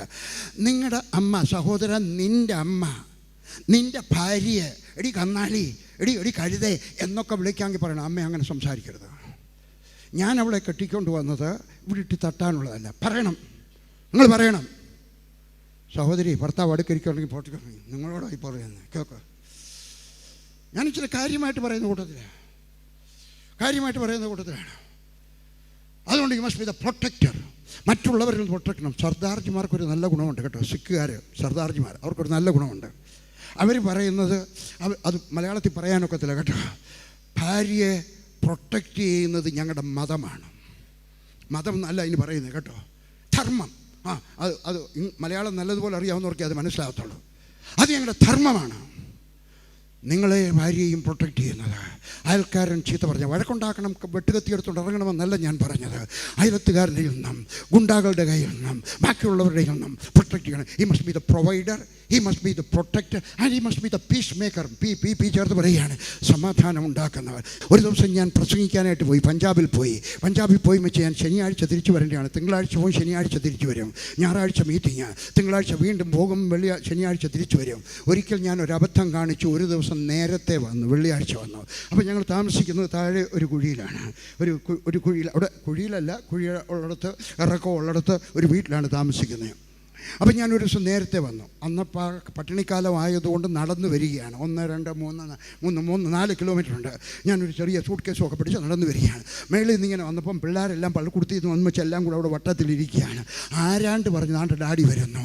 എല്ലാവരും നോക്കി, ആ ഡാഡിയാ, ഓടറാ, ചാടറാ, പുസ്തകം എടുക്കടാ, ചരിപ്പ് എടുക്കടാ, ഇന്ന് ഡാഡി വഴക്ക് പറയാ, ഓടറാ എല്ലാവരും. കാരണം ഇവരുടെ പുസ്തകങ്ങളെല്ലാം ഇങ്ങനെ കിടക്കും. ആകെ 6 പിള്ളേരേ ഉള്ളൂ. എനിക്ക് എത്ര മക്കളാ? എത്രയൊക്കെ? 5 അല്ല 6. 5 സ്വന്തമായിട്ട്, ഒരെണ്ണത്തിനെ എടുത്ത് വളർത്തുന്നുണ്ട്.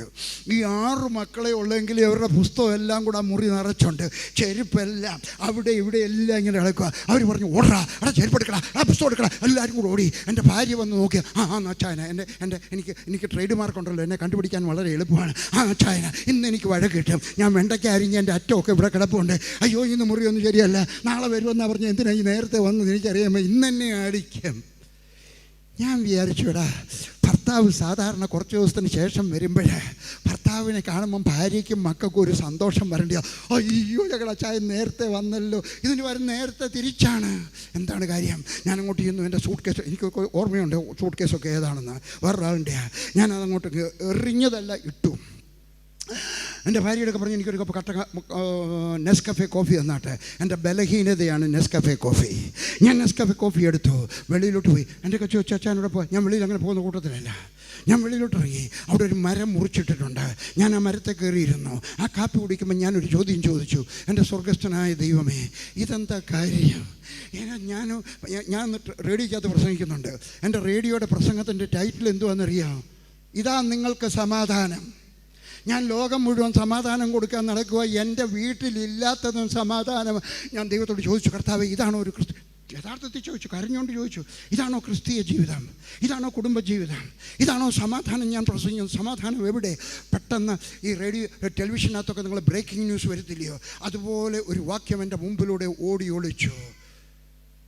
സമാധാനം ചോദിക്കുന്നവർ ഭാഗ്യവാന്മാർ, സമാധാനം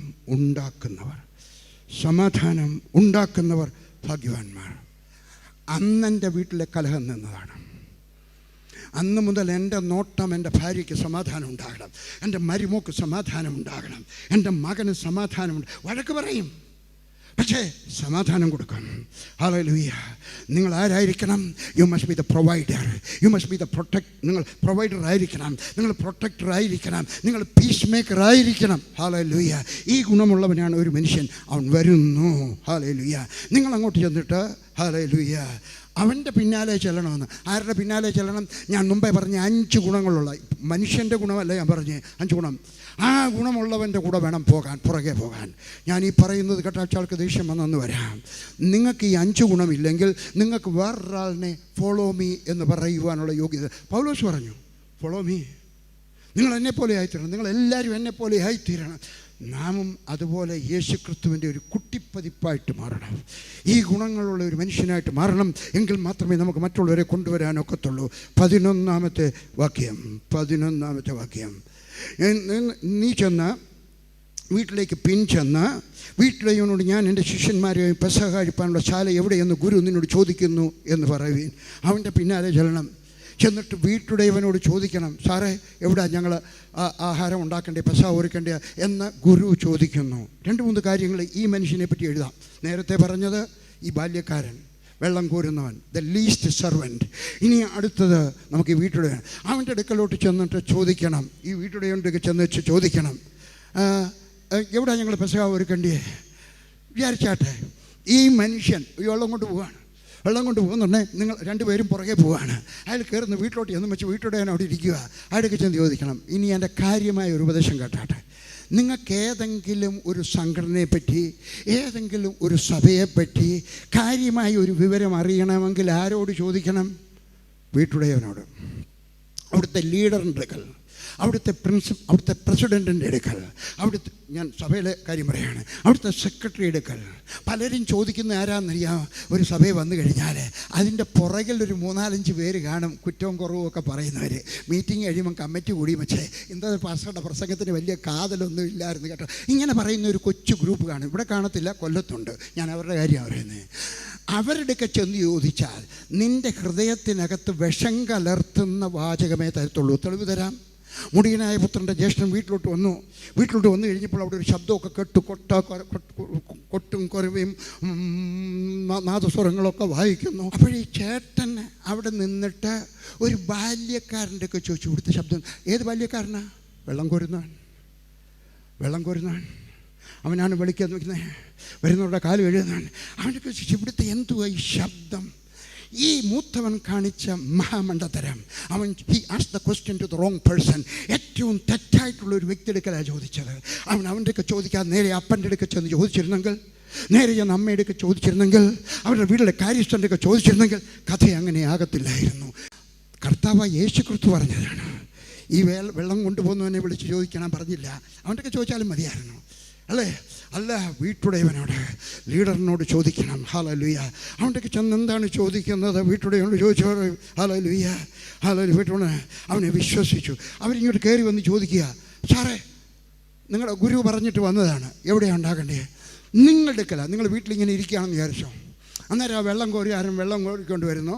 അവൻ്റെ പുറകെ രണ്ടുപേരും ഇങ്ങോട്ട് കയറി വന്ന് ചോദിക്കുന്നു, സാറേ ഇന്ന് വൈകിട്ട് ഞങ്ങളുടെ വലിയ പാസ്റ്റർ ഇങ്ങോട്ട് വരുന്നുണ്ട്, എവിടെ ആഹാരം ഉണ്ടാക്കേണ്ടത്? നിങ്ങൾ എന്താ ചോദിക്കും? നിങ്ങളാരാ? അല്ല, താനാരാ? എവിടെ നിന്ന് വന്നു? എന്താ കാര്യം? ഒരൊറ്റ ചോദ്യം ചോദിച്ചില്ല, സ്ഥലം കാണിച്ചു കൊടുത്തു. എന്താ കാര്യം? അയാൾക്കൊരു കാര്യം അറിയാമായിരുന്നു. എൻ്റെ ഈ ബാല്യക്കാരൻ അവൻ ഏറ്റവും താഴ്ന്ന വേല ചെയ്യുന്നവനാണ്, പക്ഷെ അവൻ വിശ്വസ്തനാണ്. അവന് നല്ല 4 ഗുണങ്ങൾ ഉണ്ടായിരുന്നു എന്ന് ഈ വാക്യം തെളിവ് തരികയാണ്. എന്തൊക്കെയാണ്? എൻ്റെ ഇവിടുത്തെ സ്ത്രീകളെ അവൻ രണ്ടാമത് നോക്കത്തില്ല, എൻ്റെ ഭാര്യയെ രണ്ടാമത് നോക്കത്തില്ല, എൻ്റെ മോളെ രണ്ടാമത് നോക്കത്തില്ല, എൻ്റെ അവിടുത്തെ ബാല്യക്കാരത്തികളെ രണ്ടാമത് നോക്കത്തില്ല. ദുരർത്ഥത്തിൽ പറയത്തില്ല, വീടെവിടാ, മൊബൈൽ നമ്പർ ഇങ്ങോട്ടൊന്ന് തരാമോ? നിങ്ങളൊക്കെ ചോദിക്കാത്തവരെ, അതുകൊണ്ടാണ് ഞാൻ ധൈര്യമായിട്ട് പറയുന്നത്. നിങ്ങളെപ്പറ്റി നല്ല സാക്ഷ്യമായിരിക്കണം. അവൻ്റെ ആ ബാല്യക്കാരൻ്റെ സാക്ഷ്യം കാരണമായി അവനെ കയറ്റിവിട്ടത്. കയറി വന്ന് ചോദിച്ചു. ഹല്ലേലൂയ. അവൻ്റെ സ്ത്രീകളെ നോക്കത്തില്ല. 2 സ്ത്രീകളെ നോക്കത്തില്ല. 2 അവിടുത്തെ ഒരു സാധനവും മോഷണം പോകത്തില്ല. അവിടുത്തെ ടേപ്പ് റെക്കോർഡറില്ലല്ലോ. അവിടുത്തെ പേന മോഷണം പോകത്തില്ല. അവിടുത്തെ മോട്ടോർ സൈക്കിൾ മോഷണം പോകത്തില്ല. അവിടുത്തെ കാർ മോഷണം പോകത്തില്ല. അവരുടെ പേഴ്സിനകത്തിരിക്കുന്ന രൂപ മോഷണം പോകത്തില്ല. കാരണം ഈ ബാല്യക്കാരൻ്റെ കൂടെ വരുന്നവരെ എനിക്ക് വിശ്വസിക്കാം. കാരണം ബാല്യക്കാരൻ്റെ സാക്ഷ്യം നല്ലതാണ്. ഞാൻ കേരളത്തിൽ വന്നിട്ട് വെള്ളറട മുതൽ, സാധാരണ എങ്ങനെയാണ്, വെള്ളറട മുതൽ മംഗലാപുരം വരെ മീറ്റിംഗ് നടത്തും. എൻ്റെ കൂടെ പാട്ട് പാടാനായിട്ട് ആളുകൾ വേണം. ഇനി ഞാൻ വളരെ ശ്രദ്ധിക്കും. ഈ ബാല്യക്കാരനുണ്ടായിരുന്ന സാക്ഷ്യമുള്ളവരെ മാത്രമേ ഞാൻ കൊണ്ടു നടക്കത്തുള്ളൂ. അവർ നന്നായിട്ട് പാട്ട് പാടുന്നു, എനിക്കത് പ്രശ്നമല്ല. അവർക്ക് നന്നായിട്ട് പ്രസംഗിക്കാൻ അറിയാമോ, എനിക്കത് പ്രശ്നമല്ല. അതൊക്കെയാണ് ഇമ്പോർട്ടൻ്റാണ്. പക്ഷേ ഏറ്റവും വലുതായിട്ട് അവിടുത്തെ സ്ത്രീകളെ നോക്കാൻ പാടില്ല, ദുരർത്ഥത്തിൽ വർത്തമാനം പറയാൻ പാടില്ല, അവിടുത്തെ സാധനങ്ങളൊന്നും മോഷണം പോകാൻ പാടില്ല. പിന്നീട് ഏറ്റവും ഇമ്പോർട്ടൻ്റ്, അവർ പറയുന്ന രഹസ്യം, ആ വീട്ടിൽ പറയുന്ന രഹസ്യം IPC പോയി പറയാൻ പാടില്ല. IPC എന്ന് കേൾക്കുന്ന കുറ്റം ചെന്നിട്ട് അസംബ്ലീസ് ഹോളിൽ പറയാൻ പാടില്ല. അവിടുത്തെ കുറ്റം ചെന്നിട്ട് കാരിഷ്മായി പറയാൻ പാടില്ല. കാരിഷ്മാരെ പറഞ്ഞത് മനസ്സിലാവും. ഞാനൊരു സഭയുടെയും പേരെടുത്തത് നിങ്ങൾക്ക് മനസ്സിലാവാൻ നിങ്ങളുടെ ലാംഗ്വേജിൽ സംസാരിച്ചതേ ഉള്ളൂ. ഹല്ലേലൂയ. അതുകൊണ്ട് ചോദിച്ചു, എവിടെയാണ് ഒരുക്കേണ്ടത്? അവൻ വിരിച്ചൊരുക്കി ഒരു മാളിക കാണിച്ചു തരും. നിങ്ങളുടെ സാക്ഷ്യം നല്ലതായിരിക്കട്ടെ, നിങ്ങളുടെ കൂടെ നടക്കുന്നവരുടെ സാക്ഷ്യം നല്ലതായിരിക്കട്ടെ.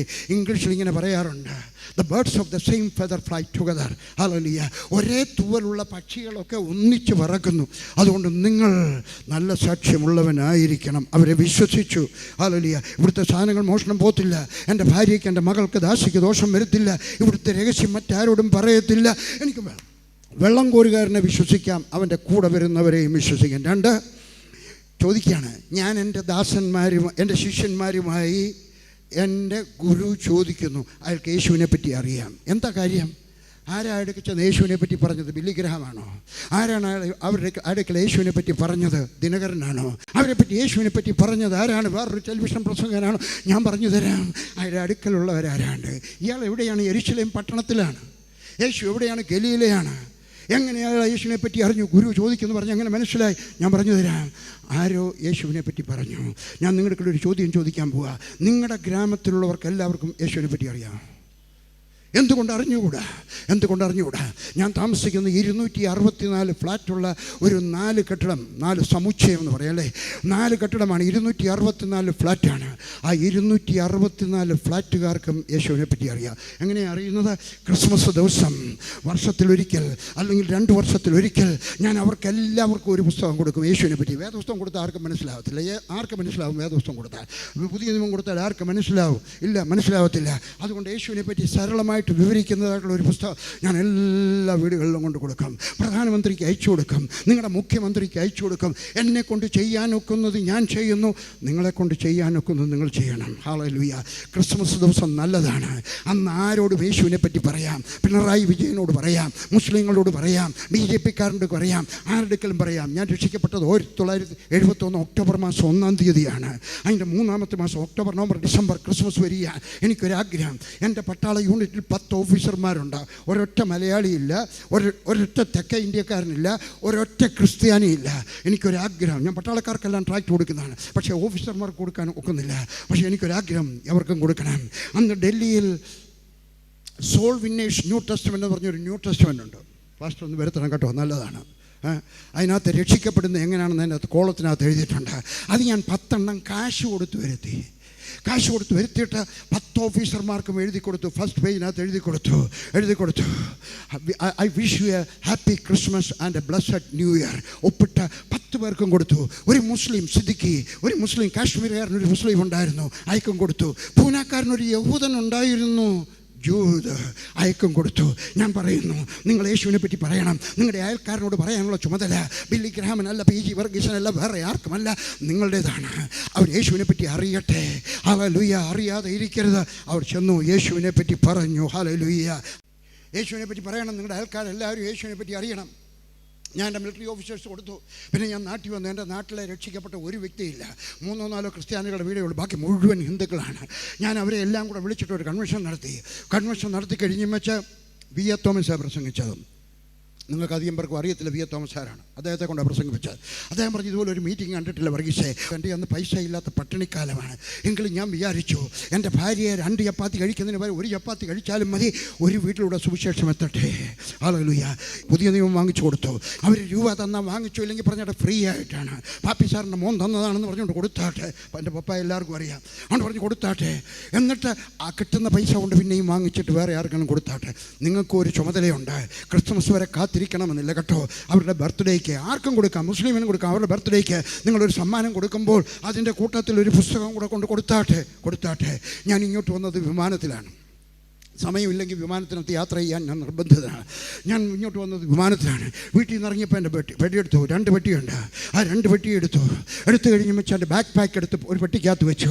എന്നിട്ട് ഞാൻ എടുത്തു 10-12 പുസ്തകം. ആർക്കെങ്കിലും കൊടുക്കണം. വന്നപ്പോൾ പോലീസുകാർക്ക് കൊടുത്തു, എന്നിട്ട് എയർ ഹോസ്റ്റസിന് കൊടുത്തു. ഇവിടെ വന്നിറങ്ങി കഴിഞ്ഞ് വെച്ച് ഞാൻ അങ്ങോട്ട് പോകുന്ന സമയത്ത് എനിക്ക് വെള്ളം കൊണ്ട് തന്ന വർഗീസ് ബ്രദർ കൊണ്ടുപോയി. ഞാൻ പറഞ്ഞു, എനിക്കൊരു കപ്പ് കാപ്പി വേണം. കാരണം ഞാൻ ഉടനെ തന്നെ പ്രസംഗിക്കാനായിട്ട് പോവാണ് ഹാർവസ്റ്റ് ടിവിയിലോട്ട്. ഞാൻ പറഞ്ഞു, എന്നെ എവിടെയെങ്കിലും നിർത്തിയിട്ട് ഒരു കപ്പ് ചായ വാങ്ങിച്ചു തന്നാട്ടെ, കാപ്പി വാങ്ങിച്ചു തന്നാട്ടെ.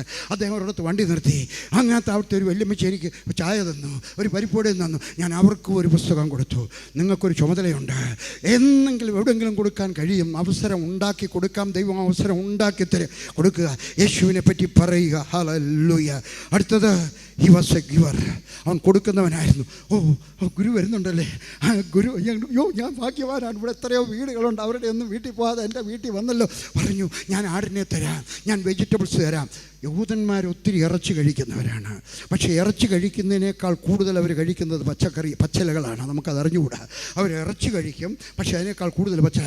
അവൻ പറഞ്ഞു, ആടിനെ വേണമല്ലേ, ഞാൻ തരാം. ഇത് പാചകം ചെയ്യാൻ എണ്ണ വേണമല്ലേ, ഞാൻ തരാം. പാചകം ചെയ്യാൻ മസാല വേണം, ഞാൻ തരാം. വിറക് വേണമല്ലേ, ഞാൻ തരാം. ഇതിന് ജോലി ചെയ്യാനായിട്ട് ജോലിക്കാരെ വേണമല്ലേ, ഞാൻ തരാം. അവൻ കൊടുക്കുന്നവനായിരുന്നു. നമ്മുടെയും ജീവിതത്തിനകത്ത് കൊടുക്കുവാൻ നമ്മൾ ശ്രമിക്കണം. എല്ലാവർക്കും കൊടുക്കാനൊക്കത്തില്ല, എപ്പോഴും കൊടുക്കാനൊക്കത്തില്ല. എങ്കിലും ദൈവത്തിൻ്റെ ആത്മാവ് പ്രേരണ തരുന്ന സമയത്ത് ഞാനും നീയും നമ്മുടെ കഴിവനുസരിച്ച് കൊടുക്കണം. അവൻ കൊടുക്കുവാൻ ഗിവർ. ഹല്ലേലൂയ. വിരിച്ചൊരുക്കിയ വൻമാളിക. യെരൂശലേമിൽ ചെന്നാൽ നിങ്ങൾക്ക് ആ വൻമാളിക ഇപ്പോഴും കാണാം. വൻമാളികയല്ല, അതിൻ്റെ അതിൻ്റെ ഫൗണ്ടേഷനിൽ പണിതിരിക്കുന്ന വേറൊരു കെട്ടിടം.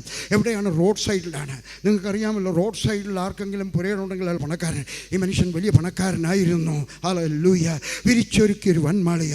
ഞാൻ ഈ പറഞ്ഞതിൻ്റെ അർത്ഥം, ആർക്ക് വേണ്ടി വിരിച്ചൊരുക്കിയതാ? അയക്ക് വേണ്ടി വിരിച്ചൊരുക്കിയതാ. വൈകുന്നേരം അയാളുടെ ഭാര്യയും മക്കളും കൂടി ഇരുന്നിട്ട് പെസഹ ആചരിക്കാനുള്ളതാണ്. പക്ഷേ അതിന് പകരം തനിക്ക് വേണ്ടി ഒരുക്കിയിരുന്നത് ദൈവത്തിന് കൊടുത്തു. ദൈവത്തെ ആകർഷിക്കാൻ ഒരു സാക്രിഫിഷ്യൽ ഗിവിങ്ങിന് മാത്രമേ സാധിക്കത്തുള്ളൂ. കൊടുക്കുന്ന സമയത്ത് നിനക്ക് നോക്കണം. അയാളുടെ മക്കൾ ചോദിക്കണം, നല്ല ആടിനെയൊക്കെ അവർക്ക് കൊടുത്തു, ഞങ്ങൾക്ക് നല്ല മോനെ നീ വെയിറ്റ് ചെയ്താട്ടെ. ദൈവത്തിന് കൊടുക്കുന്നത് അവരാരും ബലഹീനരായിട്ടില്ല. ദൈവത്തിന് കൊടുക്കുന്നവൻ പോഷനല്ല. അതുകൊണ്ട് നിങ്ങൾ വിഷമിക്കേണ്ട. നമുക്ക് നല്ല ആടിനെ കൊടുക്കാം, നമുക്ക് നല്ല പച്ചക്കറികൾ കൊടുക്കാം, നമുക്ക് വേലക്കാരെ കൊടുക്കാം. ഹല്ലേലൂയ. നമുക്ക് സെക്കൻഡ് ക്വാളിറ്റി ആയാലും നമ്മുടെ കർത്താവിന് ബെസ്റ്റ് ക്വാളിറ്റി. പലരും ഷർട്ട് പഴയതായി കഴിയുമ്പം ഇത് ഏത് ഉപദേശിക്ക് കൊടുക്കണമെന്ന് വിചാരിക്കും. പലരുടെയും ചെരുപ്പൊക്കെ പഴയതായി കഴിയുമ്പോൾ ഇത് ഏത് ഉപദേശിക്ക് കൊടുക്കണമെന്ന് വിചാരിക്കും. നിങ്ങൾക്കുള്ളതിൽ നല്ലത് കൊടുക്കുക. പുതിയത് കൊടുക്കുവാൻ നിങ്ങൾക്ക് കഴിവില്ലായിരിക്കാം, എങ്കിലും നിങ്ങൾക്കുള്ളതിൽ നല്ലത് കൊടുക്കുക. അവൻ്റെ ധനം കൊടുത്തു, അവൻ്റെ കെട്ടിടം കൊടുത്തു, അവൻ്റെ പാത്രങ്ങൾ കൊടുത്തു, വിറക് കൊടുത്തു, ആടിനെ കൊടുത്തു, പച്ചക്കറികൾ കൊടുത്തു, മസാല കൊടുത്തു, ഇതൊക്കെ ഉണ്ടാക്കാനായിട്ട് വേലക്കാരെ കൊടുത്തു. He was A giver. നമ്മളും ജീവിതത്തിനകത്ത് കൊടുക്കുവാൻ പഠിക്കണം. ഹല്ലേലൂയ. ഇനിയും പറയുന്നത് കേട്ടാട്ടെ.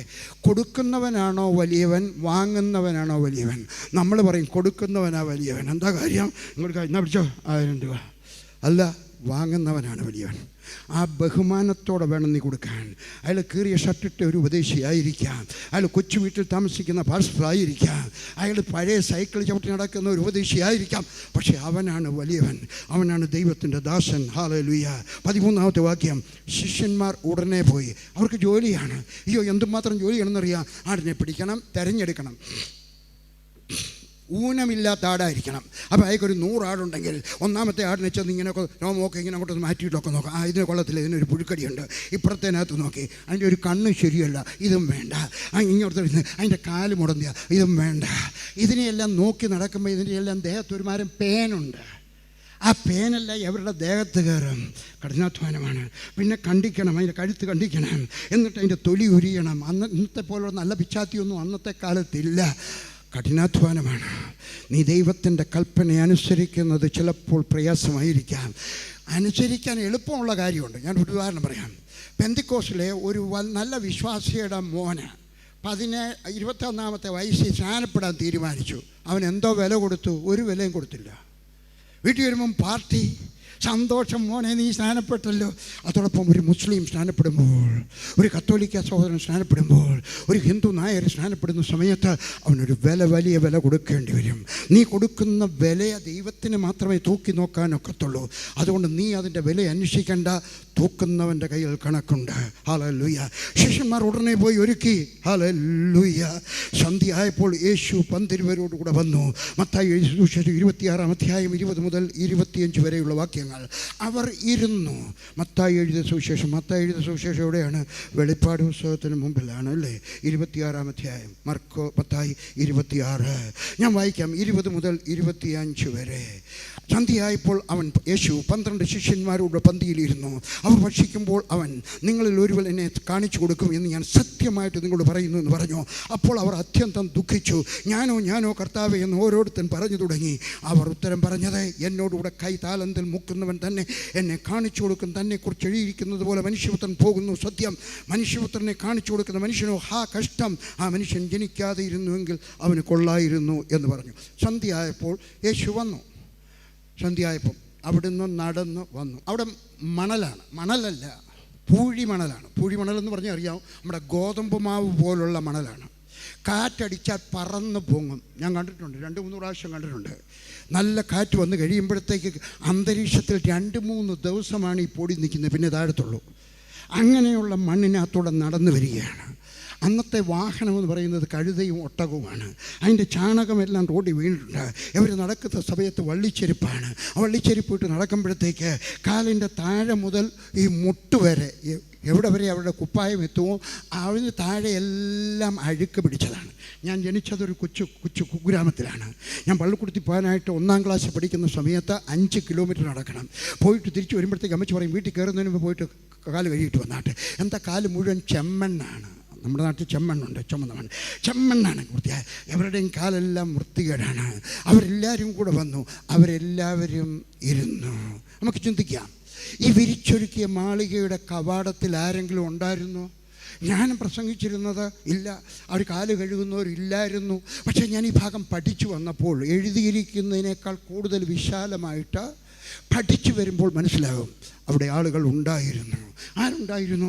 വീട്ടുകാരനുണ്ടായിരുന്നു. വീട്ടുകാരൻ്റെ ഒക്കെ വന്ന് പറഞ്ഞതാ, വൈകിട്ട് യേശുക്രിസ്തു വരുന്നുണ്ട് പെസഹ ആചരിക്കാനായിട്ട്.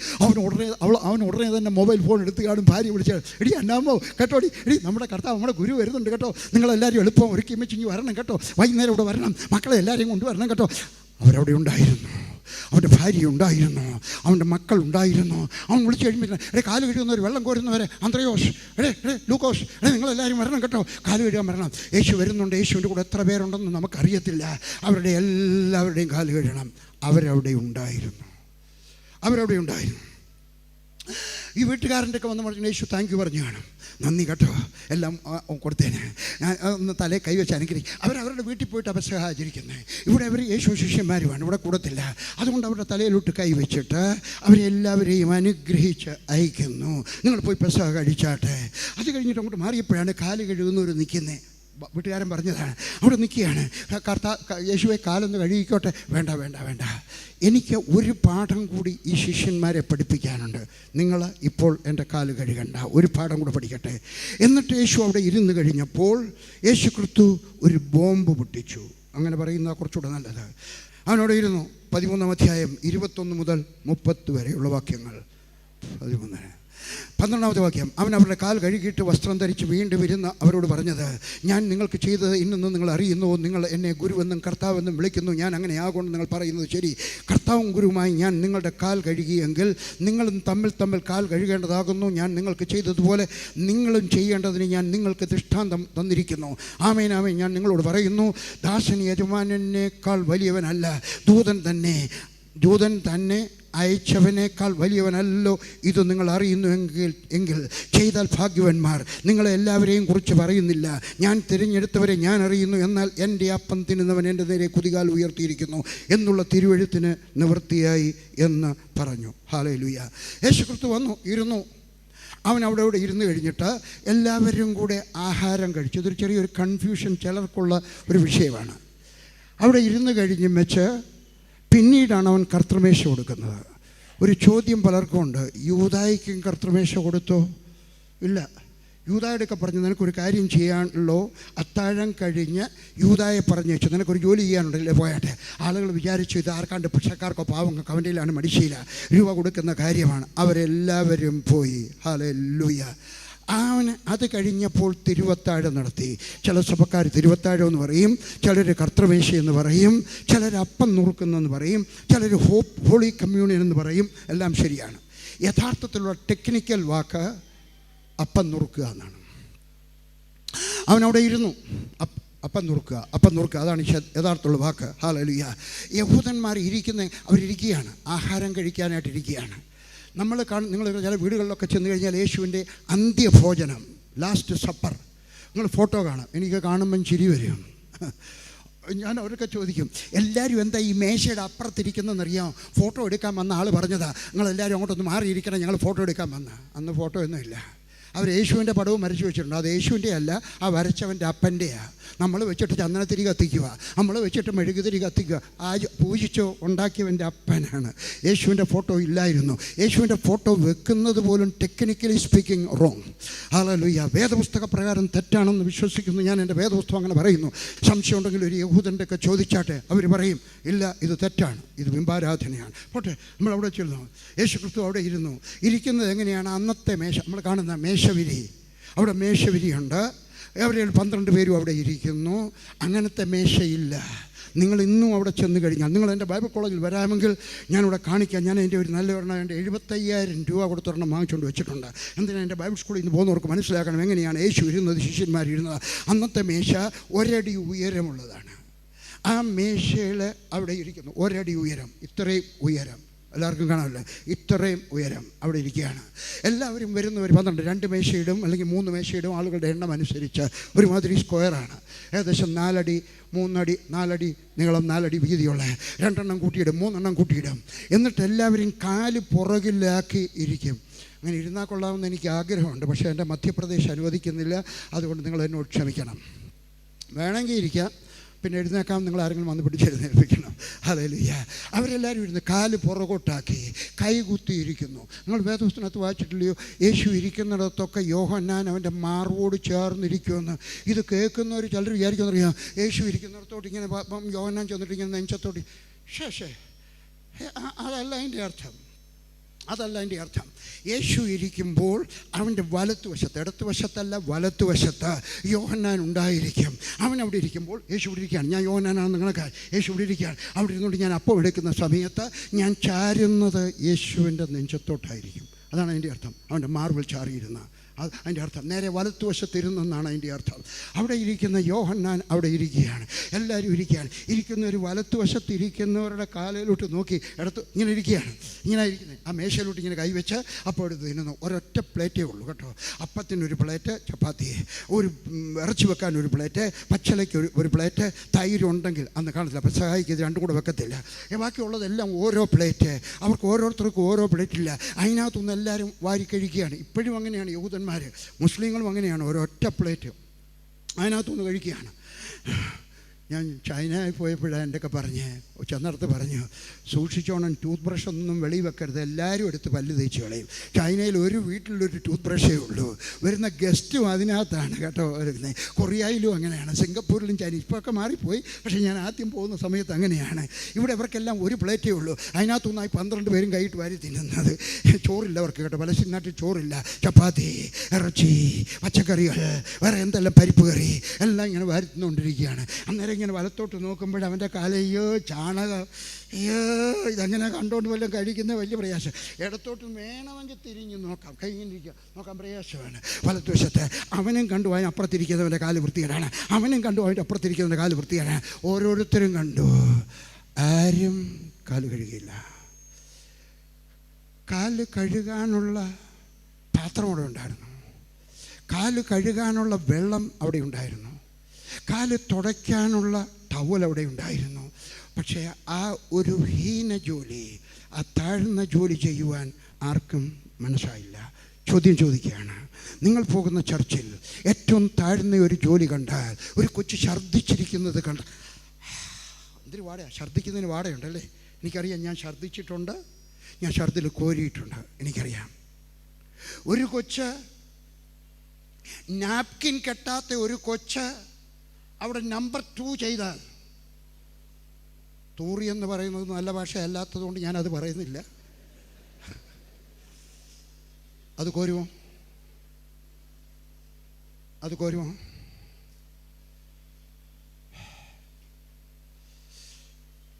നാല് 5 വർഷത്തിന് മുമ്പ് ഞാൻ കട്ടറായി പോയി. ഞങ്ങൾ ആദ്യം പ്രവർത്തിച്ച സ്ഥലത്ത് പോയി. അവിടെ ചെന്നപ്പോൾ ഒരു സ്ത്രീ അതിലേ കൂടെ പോന്നു. തോട്ടിയാണ്, കക്കൂസിലെ തീട്ടം കോരുന്ന ഒരു സ്ത്രീ, സത്യ. അവരെന്നെ കണ്ടു. ഞാനാണ് അവരെ സ്നാനപ്പെടുത്തിയത്, ഞാനാണ് അവരെ രക്ഷണാനുഭൂതി നടത്തിയത്. അവരുടെ ഭർത്താവിനെ സ്നാനപ്പെടുത്തി, അവരുടെ മകളെ സ്നാനപ്പെടുത്തി, അവരുടെ മകനെ സ്നാനപ്പെടുത്തി ഞാൻ. അവർക്ക് വലിയ അത്ഭുതം. എന്ന് വന്നു? ഞാൻ പറഞ്ഞു, ഞാൻ 2 ആഴ്ചത്തേക്ക് ഇവിടെ താമസിക്കാൻ വന്നിരിക്കുകയാണ്. അവരെൻ്റെ ഒരു സംഭവം പറഞ്ഞു. പാസ്റ്ററെ, പാദ്രി സാബ്, ഞാൻ സ്നാനപ്പെടാൻ ഒരു കാര്യമുണ്ട്. താങ്കൾ ഇവിടെ വന്നു കഴിഞ്ഞപ്പോൾ എൻ്റെ മോളായിരുന്നു നിങ്ങളുടെ വീട്ടിലെ കക്കൂസിനകത്തെ തീട്ടം കോരി വെളിയിൽ കൊണ്ടുപോകാൻ വരുന്നേ. നിങ്ങളുടെ മൂത്ത മോൻ വലിയ സുന്ദരനായിരുന്നു. എൻ്റെ മോക്കൊരാഗ്രഹം ആ കൊച്ചനെ ഒന്ന് തൊടണമെന്ന്. തോട്ടിക്ക് അപ്പർ ക്ലാസ്സുകാരൻ്റെ, ഈഴവരുടെ പോലും തൊടാൻ അവകാശമില്ല, കൊച്ചുങ്ങളെ തൊടാൻ അവകാശമില്ല. അവിടെ തലയിൽ തീട്ടം എന്നങ്ങ് പറയുക കേട്ടോ. തീട്ടം കോരിയ കൊട്ടയ്ക്കകത്ത് അവിടെ തലയിൽ ഇരിപ്പുണ്ട്. അവൾ എൻ്റെ ഒരു ദിവസം ചോദിച്ചു, ഞാനൊന്ന് തൊട്ടോട്ടെ? ഞാൻ പറഞ്ഞു, തൊടാനോ? എടുത്താട്ടെ. എൻ്റെ ഭാര്യ മുറിക്കാത്തൊന്ന്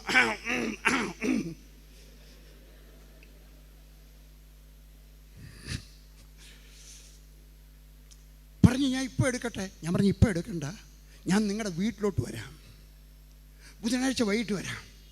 നിങ്ങളുടെ അപ്പൻ്റെ അമ്മ എടുക്കലും പറഞ്ഞിട്ട് ഒരു മീറ്റിംഗ് അറേഞ്ച് ചെയ്യാൻ ഞാൻ വരാം, നിങ്ങൾക്ക് കൊച്ചുങ്ങളുടെ കൂടെ കളിക്കാം. അവർ പറഞ്ഞ് സമ്മതിച്ചു. അടുത്ത ദിവസം എന്ന് പറഞ്ഞ് എൻ്റെ അപ്പനും പറഞ്ഞു, അമ്മയും പറഞ്ഞു, വരാൻ പറഞ്ഞു. വരണം ബുധനാഴ്ച വൈകുന്നേരം. ഞാനവിടെ ചെന്ന് കഴിഞ്ഞപ്പോൾ അവരെല്ലാവരും കൂടെ വന്നിരുന്നു. അവരെൻ്റെ കൊച്ചൻ്റെ കൂടെ കളിച്ചു. ഞാൻ സുവിശേഷം പറഞ്ഞു. അടുത്ത ഞായറാഴ്ച അവരുടെ അമ്മ സത്യ എൻ്റെ ചർച്ചിൽ വന്നു. കൊച്ചുണ്ട്. എന്നിട്ട് പറഞ്ഞ്, എൻ്റെ കൊച്ചിനെ ഞാൻ അവിടെ ഇരുത്തി കഴിഞ്ഞപ്പോൾ നിങ്ങളുടെ ഡെറിയിൽ എൻ്റെ കൊച്ച് തൂറി. പച്ച മലയാളത്തിൽ പറഞ്ഞാൽ എനിക്കിപ്പോഴും ഓർമ്മയുണ്ട്, എൻ്റെ ഭാര്യയ്ക്ക് ഓർമ്മയുണ്ട്, സത്യയ്ക്ക് ഓർമ്മയുണ്ട്. കൊച്ചു തൂറിക്കഴിഞ്ഞപ്പോൾ ഈ ചില ഐസ്ക്രീമിൻ്റെ കോൺ കിട്ടത്തില്ലേ, അതുപോലെ ഇങ്ങനെ മേളിലോട്ട് ഇങ്ങനെ ഇരിപ്പുണ്ട്. കള്ളം പറയല്ലോ വർഗീസ്, സത്യം പറയും. ദൈവം എൻ്റെ സാക്ഷിയാണ്. അതിൻ്റെ മേളിൽ ഇത്രയും നീളമുള്ള ഒരു കൃമി ഇരുന്നനങ്ങുന്നു. ഞാൻ ലില്ലിയോടൊക്കെ പറഞ്ഞു, ലില്ലി അത് കോരിക്കാട്ടെ. ലില്ലി എൻ്റെ ഒക്കെ ചോദിച്ചു, ഞാൻ കോരണോ? താൻ കോരണം. ലില്ലി പോയി 2 കടലാസ് എടുത്തുകൊണ്ട് വന്നു. അത് കോരി വെള്ളം കുടഞ്ഞു. വേറെ ഒരു പന്നക്കടലാസ്, നിങ്ങളുടെ പഴയ തുണിയൊന്നും ഇല്ലാത്തവരാണ് ഞങ്ങൾ, പഴയ തുണി കടലാസോട് സത്യം പറഞ്ഞു. അന്ന് പാസ്റ്ററുടെ ഭാര്യ എൻ്റെ കൊച്ചൻ്റെ തീട്ടം കൃമി ഇരിക്കുന്നതുൾപ്പെടെ കോരിയപ്പോൾ ഞാൻ ക്രിസ്ത്യാനിയായി. ഏതെങ്കിലും ഒരു ജോലി കണ്ടാൽ അത് എത്ര ചെറുതാണെന്ന് തോന്നിയാലും ഹീനമാണെന്ന് തോന്നിയാലും ദൈവത്തിൻ്റെ സഭയിലെ ജോലി ചെയ്യാൻ ഒരു ഭാഗ്യം കിട്ടിയാൽ അത് ചെയ്യണം. നിൻ്റെ അന്തസ്സിന് ചേർന്നതല്ലെങ്കിലും ചെയ്യണം. അത് ദൈവം തന്നിരിക്കുന്ന ഒരു പദവിയാണെന്ന് മനസ്സിലാക്കി ചെയ്യണം. അവരെല്ലാവരും കണ്ട് കാലുമോശം ആരും അനങ്ങിയില്ല കേട്ടോ.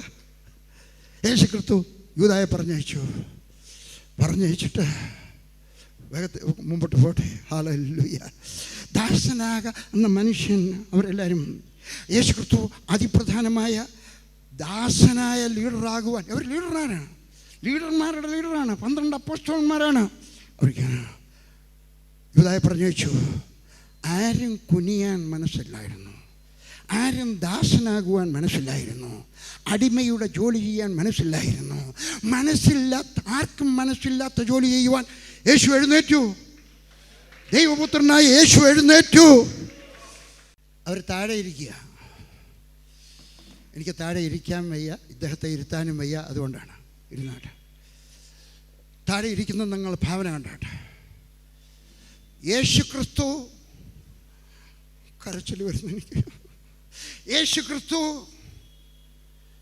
ആ ശിഷ്യന്മാരുടെ പാദത്തോളം കുനിഞ്ഞു, താഴെ വരെ കുനിഞ്ഞു. എൻ്റെ യേശു അത് ചെയ്തെങ്കിൽ ഞാനും നീയും എന്ത് ചെയ്യണം? എനിക്ക് ആ വെള്ളവും പാത്രവും തരാം. അവൻ ഓരോരുത്തരുടെയും കാല് കഴി. വെള്ളമുണ്ട് അവിടെ, ടവലും ഉണ്ട് അവിടെ. യേശു മുട്ടുമേൽ എഴഞ്ഞു ഓരോരുത്തരുടെയും കഴിഞ്ഞിട്ട് ഒരുത്തൻ്റെ ഒക്കെ ചെന്നു. ആരുടെ ആയിരിക്കും ആദ്യം കഴുകിയത് എനിക്കറിഞ്ഞുകൂടാ, വേദപുസ്തകം പറയുന്നില്ല. അവരുടെ കാല് കഴുകി, പക്ഷെ നല്ലപോലെ കഴുകി.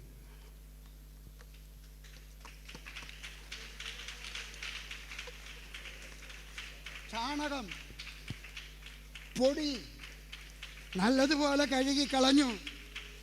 എന്നിട്ട് വെള്ളമൊഴിച്ചു, എന്നിട്ട് തോർത്തെടുത്തു, എന്നിട്ട് തുടച്ചു.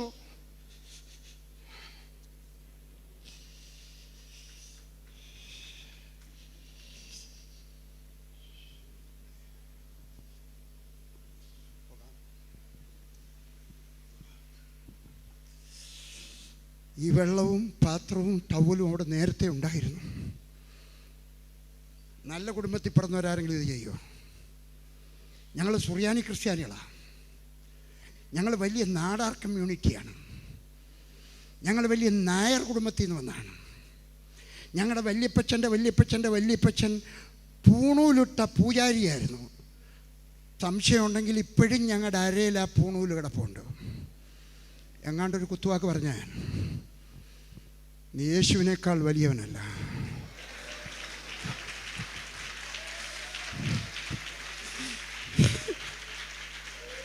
യേശു കുനിഞ്ഞു,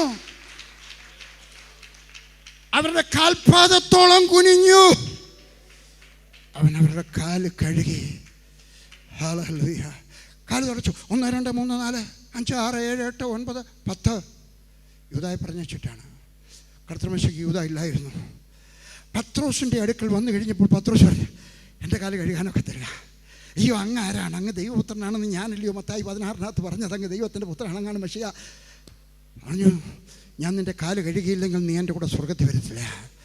അപ്പോൾ പത്രോസ് പറഞ്ഞു, എൻ്റെ കാൽ, 9-ാമത്തെ വാക്യം, എൻ്റെ കാൽ മാത്രമല്ല എൻ്റെ കൈയും തലയും കൂടി കഴുകണമേ. എന്ന് പറഞ്ഞാൽ എന്താണ്? എൻ്റെ കാല് മാത്രം, കാല് കഴുകിയാട്ടെ, എൻ്റെ നടപ്പ് കഴുകിയാട്ടെ. നമ്മുടെ നടപ്പ് വിശുദ്ധിയുടേതായിരിക്കണം. വേദപുസ്തകം കൊണ്ട് നടന്നാൽ പോരാ, പാസ്റ്ററായിരുന്നാൽ പോരാ, സുവിശേഷ പ്രസംഗനായിരുന്നാൽ പോരാ, നമ്മുടെ കാലിൻ്റെ നടപ്പ് വൃത്തിയുള്ളതായിരിക്കട്ടെ. എൻ്റെ കൈ കൂടെ കഴുകണം. എൻ്റെ പ്രവർത്തനം നീ ഒന്ന് കഴുകണമേ. ഞാൻ എഴുതുന്ന എഴുത്ത് നീ ഒന്ന് കഴുകണമേ. എൻ്റെ കർത്താവേ, എൻ്റെ തലയൂടെ കഴുകിയാട്ടെ. തലയിൽ എന്തൊക്കെയുണ്ട്? അവൻ്റെ കണ്ണുകൾ കഴുകണമേ, എൻ്റെ ചെവി കഴുകണമേ, എൻ്റെ വാ കഴുകണമേ, എൻ്റെ തലച്ചോറിനെ കഴുകണമേ. എന്നെ മൊത്തമായിട്ടൊന്ന് ശുദ്ധീകരിച്ചു. അതാണ് അവർ പറഞ്ഞത്, പത്രോസ് പറഞ്ഞത്.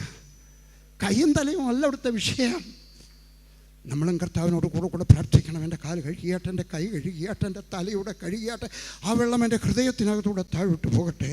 എൻ്റെ പഞ്ചേന്ദ്രിയങ്ങളെല്ലാം കഴുകി എന്നിലെ അശുദ്ധി നീങ്ങിപ്പോകട്ടെ.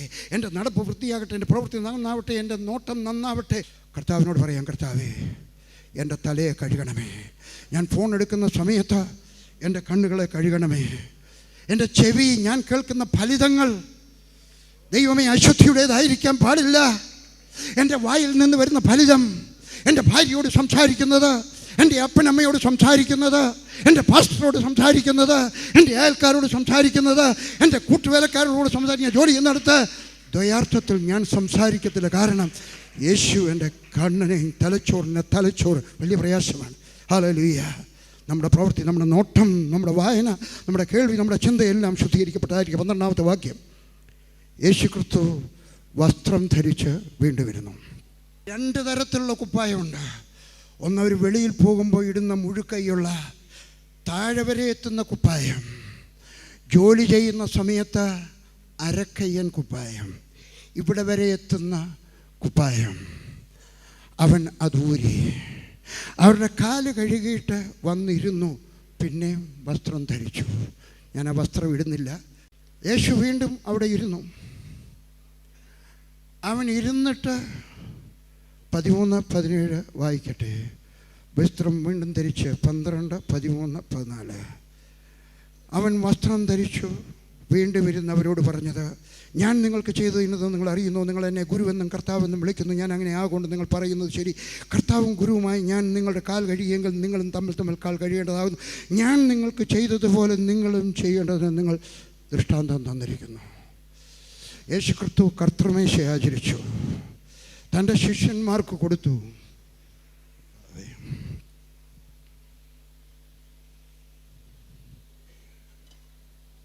അവൻ അപ്പമെടുത്തു, നുറുക്കി ശിഷ്യന്മാർക്ക് കൊടുത്തു. യൂദായെ പറഞ്ഞു വിട്ടിട്ട് അത് കഴിഞ്ഞിട്ട് അവൻ പാനപാത്രം എടുത്തു. അവൻ അതിനകത്തോട്ട് വീഞ്ഞ് ഒഴിച്ചു. ഹല്ലേലൂയ. അവൻ അതും ശിഷ്യന്മാർക്കെല്ലാവർക്കും കൊടുത്തു. നിങ്ങളത് ഹോളി കമ്മ്യൂണിയൻ എടുക്കുമ്പോൾ ഓർത്തോളണം, ആരാണ് കൊടുത്തത്? ദാസനാകുവാൻ അസാധാരണക്കാരുടെ മുമ്പാകെ മുട്ടുകുത്തിയവൻ. അവൻ കുനിഞ്ഞു, അവൻ അവർക്ക് കർത്തമേശ കൊടുത്തു. എന്നിട്ട് അവർ യാത്രയായി. സ്തോത്രം പറഞ്ഞിട്ട് അവരെല്ലാവരും പോയി. എങ്ങോട്ട് പോയി നമുക്കറിയാം, ഗെത്സമനേക്ക് പോയി. നമുക്ക് കുറച്ച് തിരിച്ചു പോകാം. യേശു ക്രിസ്തു 10 പേരുമായിട്ട് വന്ന്, 2 പേര് ഇവിടെ ഉണ്ടാകും.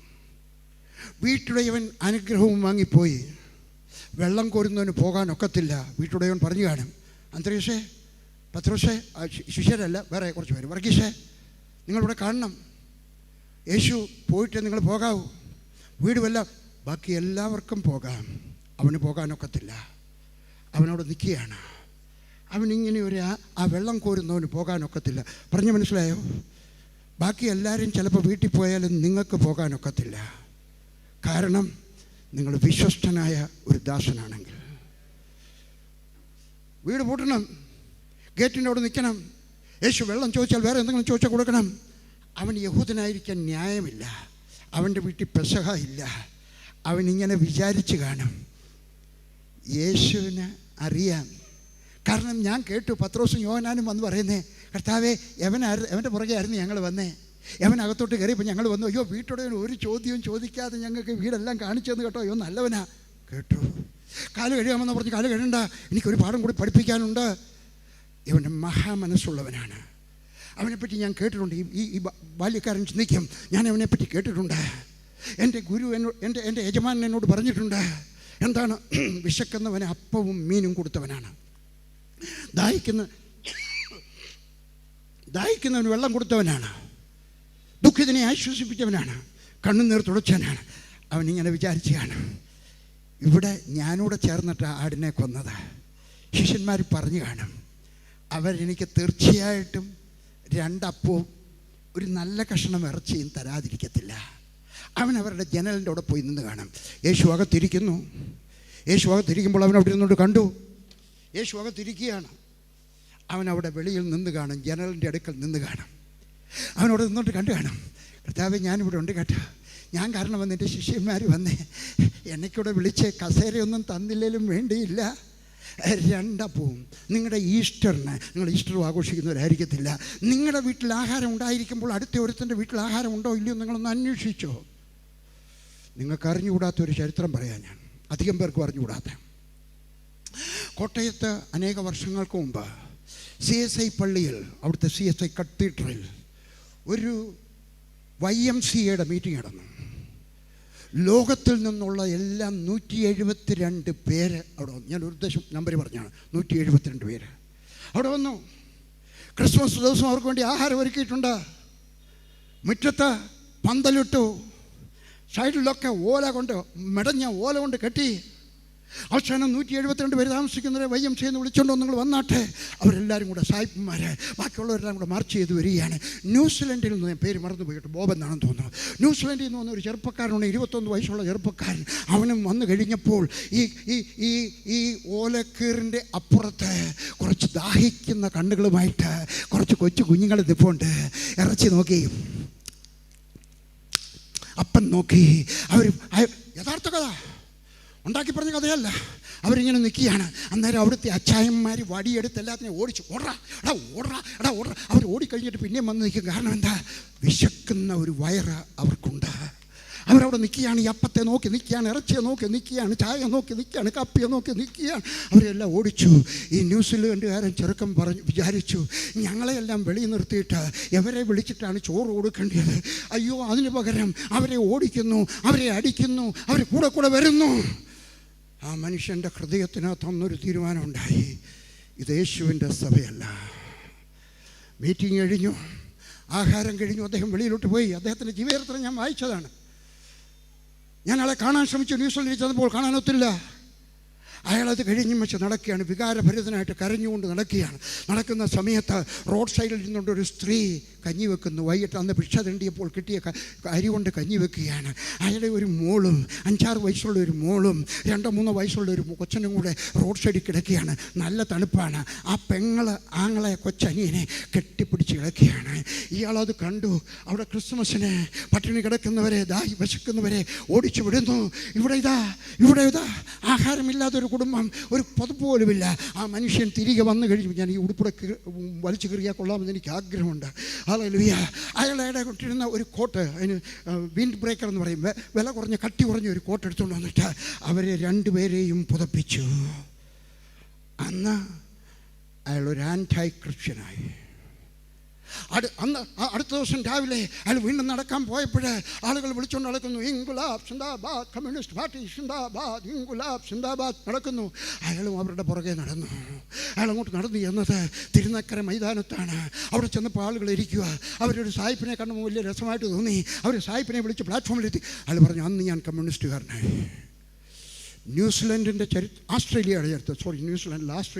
ആസ്ട്രേലിയയുടെ ചരിത്രത്തിലെ ആദ്യത്തെ കമ്മ്യൂണിസ്റ്റ് പ്രൈം മിനിസ്റ്ററായത് ആ മനുഷ്യനായിരുന്നു. ആരാണ് അയാളെ കമ്മ്യൂണിസ്റ്റുകാരനാക്കിയത്? നിങ്ങളുടെ വീട്ടിൽ ഈസ്റ്ററിന് ആഹാരം കഴിക്കുമ്പോൾ, വേറൊരു ദിവസം ആഹാരം കഴിക്കുമ്പോൾ ആഹാരമില്ലാത്ത ആരെങ്കിലും ഉണ്ടോ എന്ന് അന്വേഷിക്കുന്നത് നന്നായിരിക്കും. നിങ്ങളുടെ ബർത്ത്ഡേക്ക് കേക്ക് മുറിക്കുന്ന സമയത്ത് എൻ്റെ ഭാര്യ മർത്തോമക്കാരിയായിരുന്നു. അവരുടെ വീട്ടിൽ ക്രിസ്മസിന് കേക്ക് മുറിക്കുമായിരുന്നു. എൻ്റെ അളിയൻ മാന്യനായ ഒരു അധ്യാപകനായിരുന്നു. അവരുടെ വീട്ടിലെ ക്രിസ്മസിന് കേക്ക് വാങ്ങിച്ചുകൊണ്ട് വരും. എന്നിട്ട് അളിയൻ അമ്മയും പെങ്ങളെയും അനിയനെയും എല്ലാം കൂടെ വിളിച്ചുകൊണ്ട് നടന്നു പോകണം വാളകത്ത് മിഷൻ ആശുപത്രി വരെ. അവിടെ ചെന്നിട്ട് അവിടെയുള്ള പാവങ്ങളെ എല്ലാം കൂടെ വിളിച്ചിട്ട് കേക്ക് മുറിച്ച് എല്ലാവർക്കും കൊടുക്കും. പിന്നെ ബാക്കി ഉണ്ടെങ്കിൽ അമ്മയ്ക്ക് ഒരു കഷ്ണം കിട്ടും. ഞാൻ നിങ്ങളുടെയൊക്കെ പറയുന്നത് ഞങ്ങൾ ചെയ്യണമെന്നില്ല. പക്ഷേ നിങ്ങൾ നല്ല ആഹാരം കഴിക്കുമ്പോൾ, നിങ്ങൾ ആഘോഷിക്കുമ്പോൾ ഇതൊന്നും ഇല്ലാത്ത ആരെങ്കിലും അടുത്ത വീട്ടിലുണ്ടോ എന്ന് അന്വേഷിക്കുന്നത് നല്ലതായിരിക്കും. ഹല്ലേലൂയ പറഞ്ഞതുകൊണ്ട് മാത്രം പോരാ, ഹല്ലേലൂയ നിൻ്റെ ജീവിതത്തിനകത്ത് വരട്ടെ. യേശു അവനെ വിളിച്ചില്ല, അവനോട് വെളിയിൽ നിൽക്കുകയാണ്. അവനിങ്ങനെ നിന്നിട്ട് കണ്ണ് കാണിച്ചു കാണും. അവിടെ ഒരു ജനലിനൊരു കർട്ടനൊക്കെ ഉണ്ടെന്ന് വിചാരിച്ചാട്ടെ. അവിടെ നിന്നുകൊണ്ട് ഇങ്ങനെ പറഞ്ഞാണ്, യോനാച്ചാ, ഹേയ് പത്രോസേ, ഞാനിവിടെ ഉണ്ട്. അവരും അനങ്ങിയില്ല. അവൻ്റെ മനസ്സിനകത്ത് എന്തോ വിചാരം വന്നാണ്, ഇയാളാണോ വലിയ ഗുരു? ഇയാളാണോ എല്ലാവർക്കും ചോറ് കൊടുത്തെന്ന് പറഞ്ഞത്? ഇയാളാണോ എല്ലാവർക്കും മീൻ കൊടുത്തെന്ന് പറഞ്ഞത്? ഇയാളാണോ കണ്ണു? ഞാൻ വിശന്ന് ഇവിടെ നിൽക്കുക. ഞാനാണ് ആടിനെ കൊന്നത്, ഞാനാണ് വെള്ളം കോരിയത്, ഞാനാണ് അധ്വാനിച്ചത്. എനിക്കൊരു കഷണം അപ്പവും ഒരു കഷണം ഇറച്ചിയും തരാത്ത മനുഷ്യൻ. ശരി, പ്രതികാരം അവൻ്റെ മനസ്സിനകത്ത് തിളച്ചു കാണും. അവൻ വിചാരിച്ചു കാണും, ഇയാളെ ഇവിടുത്തെ മഹാപുരോഹിതന്മാരെ അന്വേഷിക്കുക. ഞാനിപ്പം ചെല്ലും, അവിടെ ചെന്ന് മഹാപുരോഹിതന്മാരുടെയൊക്കെ പറയും, എനിക്കറിയാം യേശു എവിടെയാണെന്ന്. യൂദായ്ക്ക് പോകേണ്ട ആവശ്യമില്ല. ഇനിയും പറയുന്നത് കേട്ടാട്ടെ, വാസ്തവത്തിൽ യേശുവിനെ ഒറ്റിക്കൊടുക്കാൻ ഒരാൾക്ക് അവകാശമുണ്ടായിരുന്നെങ്കിൽ ഈ മനുഷ്യനായിരുന്നു. യൂദായ്ക്കല്ല. യൂദാ പണത്തിന് വേണ്ടി അവൻ്റെ ഹൃദയത്തിന് മുറിവേറ്റു. ഞാൻ മഹാപുരോഹിതൻ്റെ ഒക്കെ ചെല്ലും, ഞാൻ പറയുമായിട്ടിരിക്കുന്നത് എനിക്ക് അറിയാം, വന്നാട്ടെ, എനിക്കറിയാം യേശു ആരാണെന്ന് ഞാൻ കാണിച്ചു തരാം, വന്നാട്ടെ. അവൻ പോയോ? ഇല്ല. അവനിങ്ങനെ വിചാരിച്ചു കാണും, യേശു വിളിച്ചില്ല, സാരമില്ല. അവർ കത്രമേശയൊക്കെ കഴിഞ്ഞു, എല്ലാവരും കൂടെ സ്തോത്രവും പറഞ്ഞിട്ട് പോയി കഴിയുമ്പോൾ അവൻ വീടെല്ലാം പൂട്ടിയിട്ട് തിരികെ പോകുമ്പോൾ അവൻ്റെ മനസ്സിനകത്ത് ഇങ്ങനെ ചിന്തിച്ച് കാണും, സാരമില്ല, എനിക്കിറച്ചി കിട്ടിയില്ല, എനിക്ക് അപ്പം കിട്ടിയില്ല, പക്ഷേ അവൻ്റെ മുഖത്തൊരു സംതൃപ്തിയുടെ പുഞ്ചിരി കണ്ടു, അത് മതി. എന്താണ് നിങ്ങളുടെ ജീവിതത്തിനകത്തെ ലക്ഷ്യം? നിങ്ങൾക്കൊരു മോട്ടോർ സൈക്കിൾ, നിങ്ങൾക്കൊരു കാറ്, നിങ്ങൾക്കൊരു ജോലി, നിങ്ങളുടെ സഭയുടെ വളർച്ച, എന്താണ് നിങ്ങളുടെ ലക്ഷ്യം? ഈ മനുഷ്യനോട് ചോദിച്ചാൽ പറയും, എനിക്ക് മോട്ടോർ സൈക്കിൾ കിട്ടിയില്ലെങ്കിലും സാരമില്ല, എനിക്ക് കാറ് കിട്ടിയില്ലെങ്കിലും സാരമില്ല, എന്നെ സെക്രട്ടറി ആക്കിയില്ലെങ്കിലും സാരമില്ല, എനിക്കൊരു പൊസിഷനും തന്നെങ്കിലും സാരമില്ല, എൻ്റെ കർത്താവായ യേശു ക്രിസ്തുവിൻ്റെ മുഖത്തൊരു പുഞ്ചിരി വിരിഞ്ഞു, അത് മതി. ഒരു ഉണ്ടാക്കിയ ഒരു ഉപമ നിങ്ങളുടെ മുമ്പാകെ അവതരിപ്പിക്കാൻ ആഗ്രഹിക്കുകയാണ്. ലോകത്തിലെ ഏറ്റവും നല്ല കുതിരയെന്ന് പറയുന്നത് അറേബ്യൻ കുതിരയാണ്. അറേബ്യൻ കുതിര സാധാരണ കുതിരയെ പോലെയല്ല. എങ്ങനെയാണ് അറേബ്യൻ കുതിരയെ കണ്ടുപിടിക്കുന്നത്? അതിൻ്റെ 3 തലമുറ വരെ അപ്പനും അമ്മയും അറേബ്യൻ കുതിരകളായിരിക്കണം. 2, ഈ കുതിര ജനിച്ചു കഴിയുമ്പോൾ ആ കുതിരയ്ക്ക് ഒരു ഊനവും പാടില്ല. അതിൻ്റെ ചെവി നേരെയായിരിക്കണം, കോവർ കഴുതയുടെ സൈഡിലോട്ടാണ്, നേരെയായിരിക്കണം. അതിൻ്റെ കാലുകൾ, അതിൻ്റെ കണ്ണുകൾ എല്ലാം നേരെയായിരിക്കണം. അതാണ് അറേബ്യൻ കുതിരയായിട്ട് തിരഞ്ഞെടുക്കുന്നത്. പിന്നെ ഈ അറേബ്യൻ കുതിരയ്ക്ക് ഒരു പരിശീലനമുണ്ട്. അതിങ്ങനെ വളർന്നു വരുന്ന സമയത്ത് ഒരു കമ്പ് വെച്ചേക്കും, ഞാൻ കണ്ടിട്ടുണ്ട്, കമ്പ് വെച്ചേക്കും. എന്നിട്ട് ഈ കുതിരയും കൊണ്ട് പോകുന്ന ആൾ ജോക്കി എന്ന് പറയും. അയാൾ പറയും, ഇതിൻ്റെ ട്രെയിനർ, ജോക്കിയല്ല ട്രെയിനർ, അതിൻ്റെയൊക്കെ പറയും, ഇതിൻ്റെ മുകളിൽ കൂടെ ചാടിയാട്ടെ. ആ കുതിര എങ്ങനെ ചാടി, പിന്നെയും കറങ്ങി വരും, പിന്നെയും ചാടി, അന്നേരം പിന്നെയും കമ്പ് ഉയർത്തി കൊടുക്കും, പിന്നെ കമ്പ് ഉയർത്തി കൊടുക്കും, അതിൻ്റെ പുറത്തൂടെ ചാടി വരണം. അവർ നിശ്ചയിച്ചിരിക്കുന്ന ലെവലിൽ ചാടിക്കഴിഞ്ഞാൽ അത് 2ാമത്തെ ടെസ്റ്റ് പാസ്സായി. തീർന്നില്ല, ഇനി 3ാമത്തെ ഒരു ടെസ്റ്റുണ്ട്. 3-4 എണ്ണമുണ്ട്. അതിനകത്ത് ഒരു ടെസ്റ്റാണ് ഈ കുതിരയെ കൊണ്ടുപോയിട്ട് എവിടെയെങ്കിലും വെയിലത്ത് കിടക്കും. അറേബ്യയിലെ വെയിൽ ഭയങ്കരമാണ്, അവിടെ കിടത്തും. എന്നിട്ട് പറയും, അനങ്ങരുത് കേട്ടോ, ചെവി അനങ്ങരുത്, വാൽ അനങ്ങരുത്, ശരീരം അനങ്ങരുത്, അവിടെ കിടന്നാട്ടെ. എന്നിട്ട് ഈ ട്രെയിനർ അയാൾ ദൂരം മാറി നിൽക്കും. എത്ര നേരം നിൽക്കുമെന്ന് എനിക്ക് അറിഞ്ഞുകൂടാ, 1/2 മണിക്കൂർ 1 മണിക്കൂർ അതിനെ കൊതുക് കടിക്കും.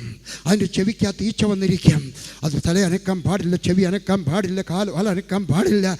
അതും ജയിച്ചാൽ അത് അടുത്ത പരീക്ഷണത്തിന് തയ്യാറാവുന്നു. ഏറ്റവും അവസാനത്തെ ഒരു പരീക്ഷണം ഉണ്ടാകും. ഇവർക്ക് അവരുടേതായിട്ടുള്ള ഒരു ശബ്ദമുണ്ട്. ആട്ടിടയന്മാർക്കും ഒരു ശബ്ദമുണ്ട്. ഒരാട്ടിടയൻ്റെ ശബ്ദമായിരിക്കത്തില്ല അടുത്ത ആട്ടിടയൻ്റെ. അവർക്കെല്ലാവർക്കും അവരുടേതായിട്ടുള്ള ശബ്ദമുണ്ട്. ഈ ട്രെയിനറിനും ഒരു ശബ്ദമുണ്ട്. അയാൾ എവിടെയെങ്കിലും നിന്നിട്ട് ആ കുതിരയെ അങ്ങ് ദൂരെ കൊണ്ടുവിടാം. എന്നിട്ട് അയാൾ ആ ശബ്ദം ഉണ്ടാക്കുക. ഞാൻ വെറുതെ ഒരു ശബ്ദം ഉണ്ടാക്കാൻ നോക്കാം. ആ ശബ്ദം കേട്ടിട്ട് തൻ്റെ ട്രെയിനറിൻ്റെ, തൻ്റെ ഗുരുവിൻ്റെ, തൻ്റെ ഉപദേശകൻ്റെ ശബ്ദം കേട്ടിട്ട് ആ കുതിര ഓടി വന്നാൽ അത് അടുത്ത പരീക്ഷ പാസ്സായി. ഏറ്റവും അവസാനത്തെ പരീക്ഷ, ആ കുതിരയെ ചൂടുള്ള സമയത്ത് ഒരു കെട്ടിടത്തിനകത്ത് കെട്ടിയിടുന്നു. വെള്ളം കൊടുക്കത്തില്ല, ഒരു ദിവസം വെള്ളം കൊടുക്കത്തില്ല. കുതിര ചെനയ്ക്കാൻ തുടങ്ങും. ചലയ്ക്കുകയല്ല, ചെനയ്ക്കുക. അത് കാലിട്ട് മാന്തിക്കൊണ്ട് പറയും, എനിക്ക് ദാഹിക്കുന്നു, എനിക്ക് വെള്ളം തന്നാട്ടെ. വെള്ളം കൊടുക്കത്തില്ല. രണ്ടാമത്തെ ദിവസം വെള്ളം കൊടുക്കത്തില്ല. അത് കാല് മാന്തി ശബ്ദമുണ്ടാകും, എനിക്ക് ദാഹിക്കുന്നു, വെള്ളം തന്നാൽ കൊടുക്കത്തില്ല. മൂന്നാമത്തെ ദിവസം അതിൻ്റെ മുമ്പാകെ ഉപ്പ് കല്ലിട്ട് കൊടുക്കും. നിങ്ങൾ കണ്ടു കാണത്തില്ല, ഉപ്പ് കല്ല്, പാറക്കല്ലുകൾ. പാകിസ്ഥാനിലുണ്ട് പാറക്കല്ലുകൾ, ഭൂമിയിൽ നിന്ന് കുഴിച്ചെടുക്കുന്ന ഉപ്പ്. അതിൻ്റെ ഒരു ഉപ്പ് കല്ല് കൊണ്ടിട്ട് കൊടുക്കും. അത് എളുപ്പം നക്കാൻ തുടങ്ങും. അതിൻ്റെ ദാഹം വർദ്ധിക്കും. നിൽക്കാൻ സഹിക്കാൻ ഒക്കത്തില്ലെന്നറിയുന്ന സമയത്ത് ട്രെയിനർ വന്നിട്ട് ആ കുതിരയെ അഴിച്ചുവിടും. ഒരു കൊച്ചു കയറിനകത്ത് അയാൾ പിടിച്ചുകൊണ്ട് നടക്കും, ഒരു കൊച്ചു കയറിനകത്ത്. എന്നിട്ട് ഒരു ആർട്ടിഫിഷ്യലായിട്ടുള്ള ഉണ്ടാക്കിയ ഒരു വെള്ളച്ചാട്ടം അങ്ങ് ദൂരെയുണ്ട്. 1 കിലോമീറ്റർ അപ്പുറത്ത് ഒരു വെള്ളച്ചാട്ടമുണ്ട്. അത് ഉണ്ടാക്കിയതാണ്, ആർട്ടിഫിഷ്യൽ. അവിടെ ചെല്ലുമ്പോഴത്തേക്ക് കുതിര ചലിക്കാൻ തുടങ്ങും. എന്നെ വിട്ടാട്ടെ, ഞാൻ പോകട്ടെ, ഞാൻ വെള്ളം കാണുന്നു, വെള്ളത്തിൻ്റെ മണം എനിക്ക് അടിക്കുന്നു, എനിക്ക് പോകണം. ഒക്കത്തില്ല. അയാൾ ആ ഒരു കൊച്ചു വിരൽ കൊണ്ട് ആ കൊച്ചു കയറിൽ പിടിച്ച് മുമ്പോട്ട് നടക്കുകയാണ്. ഏകദേശം പകുതി ദൂരം ചെന്ന് കഴിയുമ്പോൾ വെള്ളച്ചാട്ടം അവിടെ. ആ കുതിരയ്ക്ക് നിൽക്കാനൊക്കത്തില്ല. വെള്ളത്തിൻ്റെ മണമുണ്ട്, വെള്ളത്തിൻ്റെ മണം, അതിൻ്റെ ശബ്ദം. ആ കുതിര ചലിക്കും. എന്നിട്ട് അയാൾ പറയും, അങ്ങ് വിടും. ആ കുതിര അതിവേഗത്തിൽ ഓടാൻ തുടങ്ങും. അതിവേഗത്തിൽ ഓടി അടുക്കുകയാണ്. ആ കുതിരയോട് അടുത്ത് കഴിയുമ്പോൾ, ആ വെള്ളച്ചാട്ടത്തോട് അടുത്ത് കഴിയുമ്പോൾ, ഏകദേശം അടുത്ത് കഴിയുമ്പോൾ ഇവിടെ നിന്നുകൊണ്ട് അയാൾ അയാളുടേതായിട്ടുള്ള വിളിക്കും. അഥവാ ആ കുതിര തൻ്റെ ട്രെയിനറിൻ്റെ, തൻ്റെ മെൻറ്ററിൻ്റെ, തൻ്റെ ഗുരുവിൻ്റെ ശബ്ദം കേട്ടിട്ട് തിരികെ വന്നാൽ അത് അറേബ്യൻ കുതിരയായി. തൻ്റെ ജഡത്തിൻ്റെ ആഗ്രഹം കൊണ്ട്, ഗുരുവിൻ്റെ ശബ്ദം തുണവൽ ഗണിച്ചുകൊണ്ട് അത് മുന്നോട്ട് ഓടിപ്പോയി വെള്ളം കുടിച്ചാൽ അതിന് വെള്ളം കിട്ടും, ദാഹശമനം ഉണ്ടാകും. പക്ഷേ അറേബ്യൻ കുതിരയാകത്തില്ല. സാധാരണക്കാരനായി ജീവിച്ച, സാധാരണക്കാരനായി ദൈവവേല ചെയ്ത, സാധാരണക്കാരനായി മരിക്കാതെ ഒരു അറേബ്യൻ കുതിരയായി ദൈവത്തിന് പ്രിയപ്പെട്ടവനായി ജീവിച്ച് അവസാനിപ്പിക്കുവാൻ ഇന്ന് തീരുമാനിക്കുക. ഈ വെള്ളം കോരുകാരനെ പോലെ അയക്കപ്പം കിട്ടിയില്ല, അയക്കിറച്ചി കിട്ടിയില്ല, ഒരു ശകലം വീഞ്ഞു പോലും കൊടുത്തില്ല. പക്ഷേ അയാൾ കണ്ടത് കർത്താവായ യേശു ക്രിസ്തുവിൻ്റെ മുഖത്തെ സംതൃപ്തിയായിരുന്നു. What will make you satisfied? നിങ്ങളെ എന്ത് സംതൃപ്തരാക്കും? ഒരു കാറ്, കുറേയേറെ പുരയിടം, ബാങ്കിൽ നല്ലൊരു തുക, എന്ത് നിങ്ങളെ സംതൃപ്തി? ഇതൊക്കെ നല്ലതാണ്. വീടുണ്ടായിരിക്കട്ടെ, ഭൂമി ഉണ്ടായിരിക്കട്ടെ, പുരയിടം ഉണ്ടായിരിക്കട്ടെ, കാർ ഉണ്ടായിരിക്കട്ടെ, മക്കളെല്ലാവരും MBBS-കാരും എഞ്ചിനീയറും IAS-കാരുമായി തീരട്ടെ. പക്ഷെ നിങ്ങളുടെ ഏറ്റവും വലിയ ലക്ഷ്യം എൻ്റെ കർത്താവിൻ്റെ മുഖത്തൊരു പുഞ്ചിരി ഉണ്ടാകണം. കണ്ണുകളടയ്ക്കാം, പ്രാർത്ഥിക്കാം. ആര് പറയും, കർത്താവേ, കർത്താവേ, കർത്താവേ, കർത്താവേ, ഈ വെള്ളം കോരുകാരൻ ദാസനെ പോലെ എന്നെ വിശ്വസ്തനാക്കി തീർക്കണമേ. എനിക്ക് ഭൂമിയിൽ ഒരു സ്ഥാനവും കിട്ടിയില്ല എന്ന് വരാം, അടുത്ത ഇലക്ഷന് ഞാൻ ജയിച്ചില്ല എന്ന് വരാം, അടുത്ത ഇലക്ഷൻ എന്നെ സെക്രട്ടറി ആക്കിയില്ല എന്ന് വരാം, എനിക്കൊരു സ്ഥാനവും ഈ ഭൂമിയിൽ കിട്ടിയില്ല എന്ന് വരാം. പക്ഷേ എൻ്റെ യേശു ക്രിസ്തുവിൻ്റെ മുഖത്തൊരു പുഞ്ചിരി വരുവാൻ ഇടയായി തീർന്നാൽ എൻ്റെ കർത്താവ് എന്നെ അതിന് യോഗ്യനാക്കി തീർക്കണം എന്നാര് പറയും? ആരും അടുത്തിരിക്കുന്ന ആൾ കണ്ണുകളടഞ്ഞിരിക്കട്ടെ. അടുത്തിരിക്കുന്ന ആൾ എഴുന്നേറ്റത് കൊണ്ട് നിങ്ങൾ എഴുന്നേക്കരുത്. എന്നാൽ ഇത് നിങ്ങളുടെ പ്രാർത്ഥനയാണെങ്കിൽ, എൻ്റെ കർത്താവേ, എന്നെ ഒരു വിശ്വസ്ത ദാസനാക്കി തീർക്കണം. ഞാൻ വെള്ളംകാരുകാരനായിരുന്നോളാം, പക്ഷേ നിൻ്റെ നോട്ടത്തിൽ ഞാനൊരു വിശ്വസ്തനായിരിക്കാൻ, ഞാൻ വെറുതെ ഡ്രം കൊട്ടുന്നവനായിരിക്കാം, കർത്താവെ ഞാൻ ഭാവിരിക്കുന്നവനായിരിക്കാം, എൻ്റെ കർത്താവ് വരുന്ന ദൈവദാസൻ്റെ ബാഗ് എടുത്ത് നടക്കുന്നവനായിരിക്കാം, എൻ്റെ കർത്താവെ ഞാൻ ഏറ്റവും ചെറിയ ജോലി ചെയ്യുന്നവനായിരിക്കാം. പക്ഷെ നിൻ്റെ മുഖത്തൊരു പുഞ്ചിരി വിരിയുന്നത് കാണുവാനുള്ള ഭാഗ്യം എൻ്റെ കർത്താവെ നീ എനിക്ക് തരണമേ. അങ്ങനെ പറയുവാൻ ആഗ്രഹിക്കുന്നവർ മാത്രം, പ്ലീസ്, അങ്ങനെ പറയുന്നവർ മാത്രം എഴുന്നേറ്റ് നിൽക്കാം. അടുത്ത് നിൽക്കുന്ന ആൾ എഴുന്നേറ്റത് കൊണ്ട് എഴുന്നേക്കരുത്. അങ്ങനെ പറയുന്നവർ മാത്രം എഴുന്നേറ്റ് നിൽക്കാം. എൻ്റെ കർത്താവേ, നീ എന്നെ സഹായിക്കണമേ. എൻ്റെ കർത്താവ്, വലിയ പ്രയാസമാണ്. മത്സരത്തിൻ്റെ ഈ ലോകത്തിൽ, നമ്മൾ ഈ ജീവിക്കുന്നത് മത്സരത്തിൻ്റെ ലോകമാണ്. ഈ മത്സരത്തിൻ്റെ ലോകത്തിൽ, കസേരയ്ക്ക് വേണ്ടി കടിപിടി കൂടുന്ന ഈ ലോകത്തിൽ, എൻ്റെ സ്വർഗസ്ഥനായ ദൈവമേ, നീ എന്നെ സഹായിച്ച് നിൻ്റെ മുഖത്തെ പുഞ്ചിരി കാണുന്നത് മാത്രം എന്നെ സന്തോഷിപ്പിക്കട്ടെ. വേറെ ഒന്നും എന്നെ സന്തോഷിപ്പിക്കരുത്. വലിയ വീട്, വലിയ കാറ്, മക്കൾക്കെല്ലാം വലിയ ഡിഗ്രി, അതൊന്നും എന്നെ സന്തോഷിപ്പിക്കാതെ നിൻ്റെ മുഖത്തെ പുഞ്ചിരി മാത്രം എന്നെ സന്തോഷിപ്പിക്കട്ടെ. ഞാൻ നിങ്ങൾക്ക് വേണ്ടി പ്രാർത്ഥിക്കട്ടെ. എനിക്ക് 80 വയസ്സുണ്ട്. നിങ്ങളുടെ ഒട്ടുമുക്കാൽ ആളുകളുടെയും അപ്പനാകാനുള്ള പ്രായം എനിക്കുണ്ട്. വർഗീസ് ബ്രദറെ, എനിക്ക് വേണ്ടി പ്രാർത്ഥിക്കണമെന്ന് പറയുന്നവർ തലയിൽ കൈവച്ചാട്ടെ. ഞാനൊരപ്പൻ്റെ സ്ഥാനത്ത് നിന്നുകൊണ്ട് നിങ്ങളെ അനുഗ്രഹിക്കാൻ പോവുകയാണ്. 50 വർഷമായിട്ട് ഞാൻ ദൈവവേല ചെയ്യുന്നു.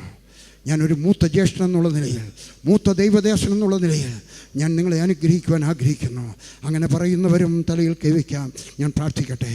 എൻ്റെ സ്വർഗസ്ഥനായ ദൈവമേ, ഞങ്ങളുടെ പ്രാർത്ഥന കേൾക്കുന്നവനായ ദൈവമേ, ഈ പ്രിയപ്പെട്ടവർക്ക് വേണ്ടി പ്രാർത്ഥിക്കുന്ന സമയത്ത് അവരുടെ ജീവിതം അപ്പാടെ മാറട്ടെ, അവരുടെ ലക്ഷ്യം അപ്പാടെ മാറട്ടെ. ഇന്നു മുതൽ കർത്താവയുടെ ലക്ഷ്യം ക്രിസ്തുവിൻ്റെ മുഖത്തൊരു പുഞ്ചിരി, മറ്റൊന്നും വേണ്ട, മറ്റൊന്നും വേണ്ട. ബാക്കിയൊക്കെ ഉണ്ടായെങ്കിൽ നല്ലത്, അതില്ലെങ്കിലും വേണ്ടിയില്ല. എൻ്റെ കർത്താവിൻ്റെ മുഖത്തൊരു പുഞ്ചിരി കണ്ടാൽ മതി. ഈ ലോകം തരുന്ന കസേര എനിക്ക് വേണ്ട. ഞാൻ കസേരയുടെ പുറകെ പോകത്തില്ല. കസേര എൻ്റെ പുറകെ വരുന്നെങ്കിൽ അത് ദൈവത്തിൻ്റെ കൃപ. പക്ഷെ നിൻ്റെ മുഖത്തൊരു പുഞ്ചിരി വരുന്നത് കാണുവാൻ എൻ്റെ കർത്താവെ നീ ഇടയാക്കി തീർക്കണമേ. അവരെ ഞാൻ അനുഗ്രഹിക്കുന്നു. കർത്താവെ, ഈ പ്രാർത്ഥന പ്രാർത്ഥിക്കുന്ന ഓരോരുത്തരെയും ഞാൻ അനുഗ്രഹിക്കുന്നു. അവർ യഹോവയാൽ അനുഗ്രഹിക്കപ്പെടട്ടെ. യേശു ക്രിസ്തുവിൻ്റെ കൃപയുണ്ടാകട്ടെ, യേശു ക്രിസ്തുവിൻ്റെ സാന്നിധ്യം ഉണ്ടാകട്ടെ. യേശുവിൻ്റെ നാമത്തിൽ ഞാൻ അവരെ അനുഗ്രഹിക്കുന്നു. Be blessed. Be a servant leader. ദാസനായ ഒരു ലീഡറായിരിക്കുവാൻ കർത്താവ് നിങ്ങളെ സഹായിക്കട്ടെ. യേശുവിൻ്റെ നാമത്തിൽ ആമേൻ.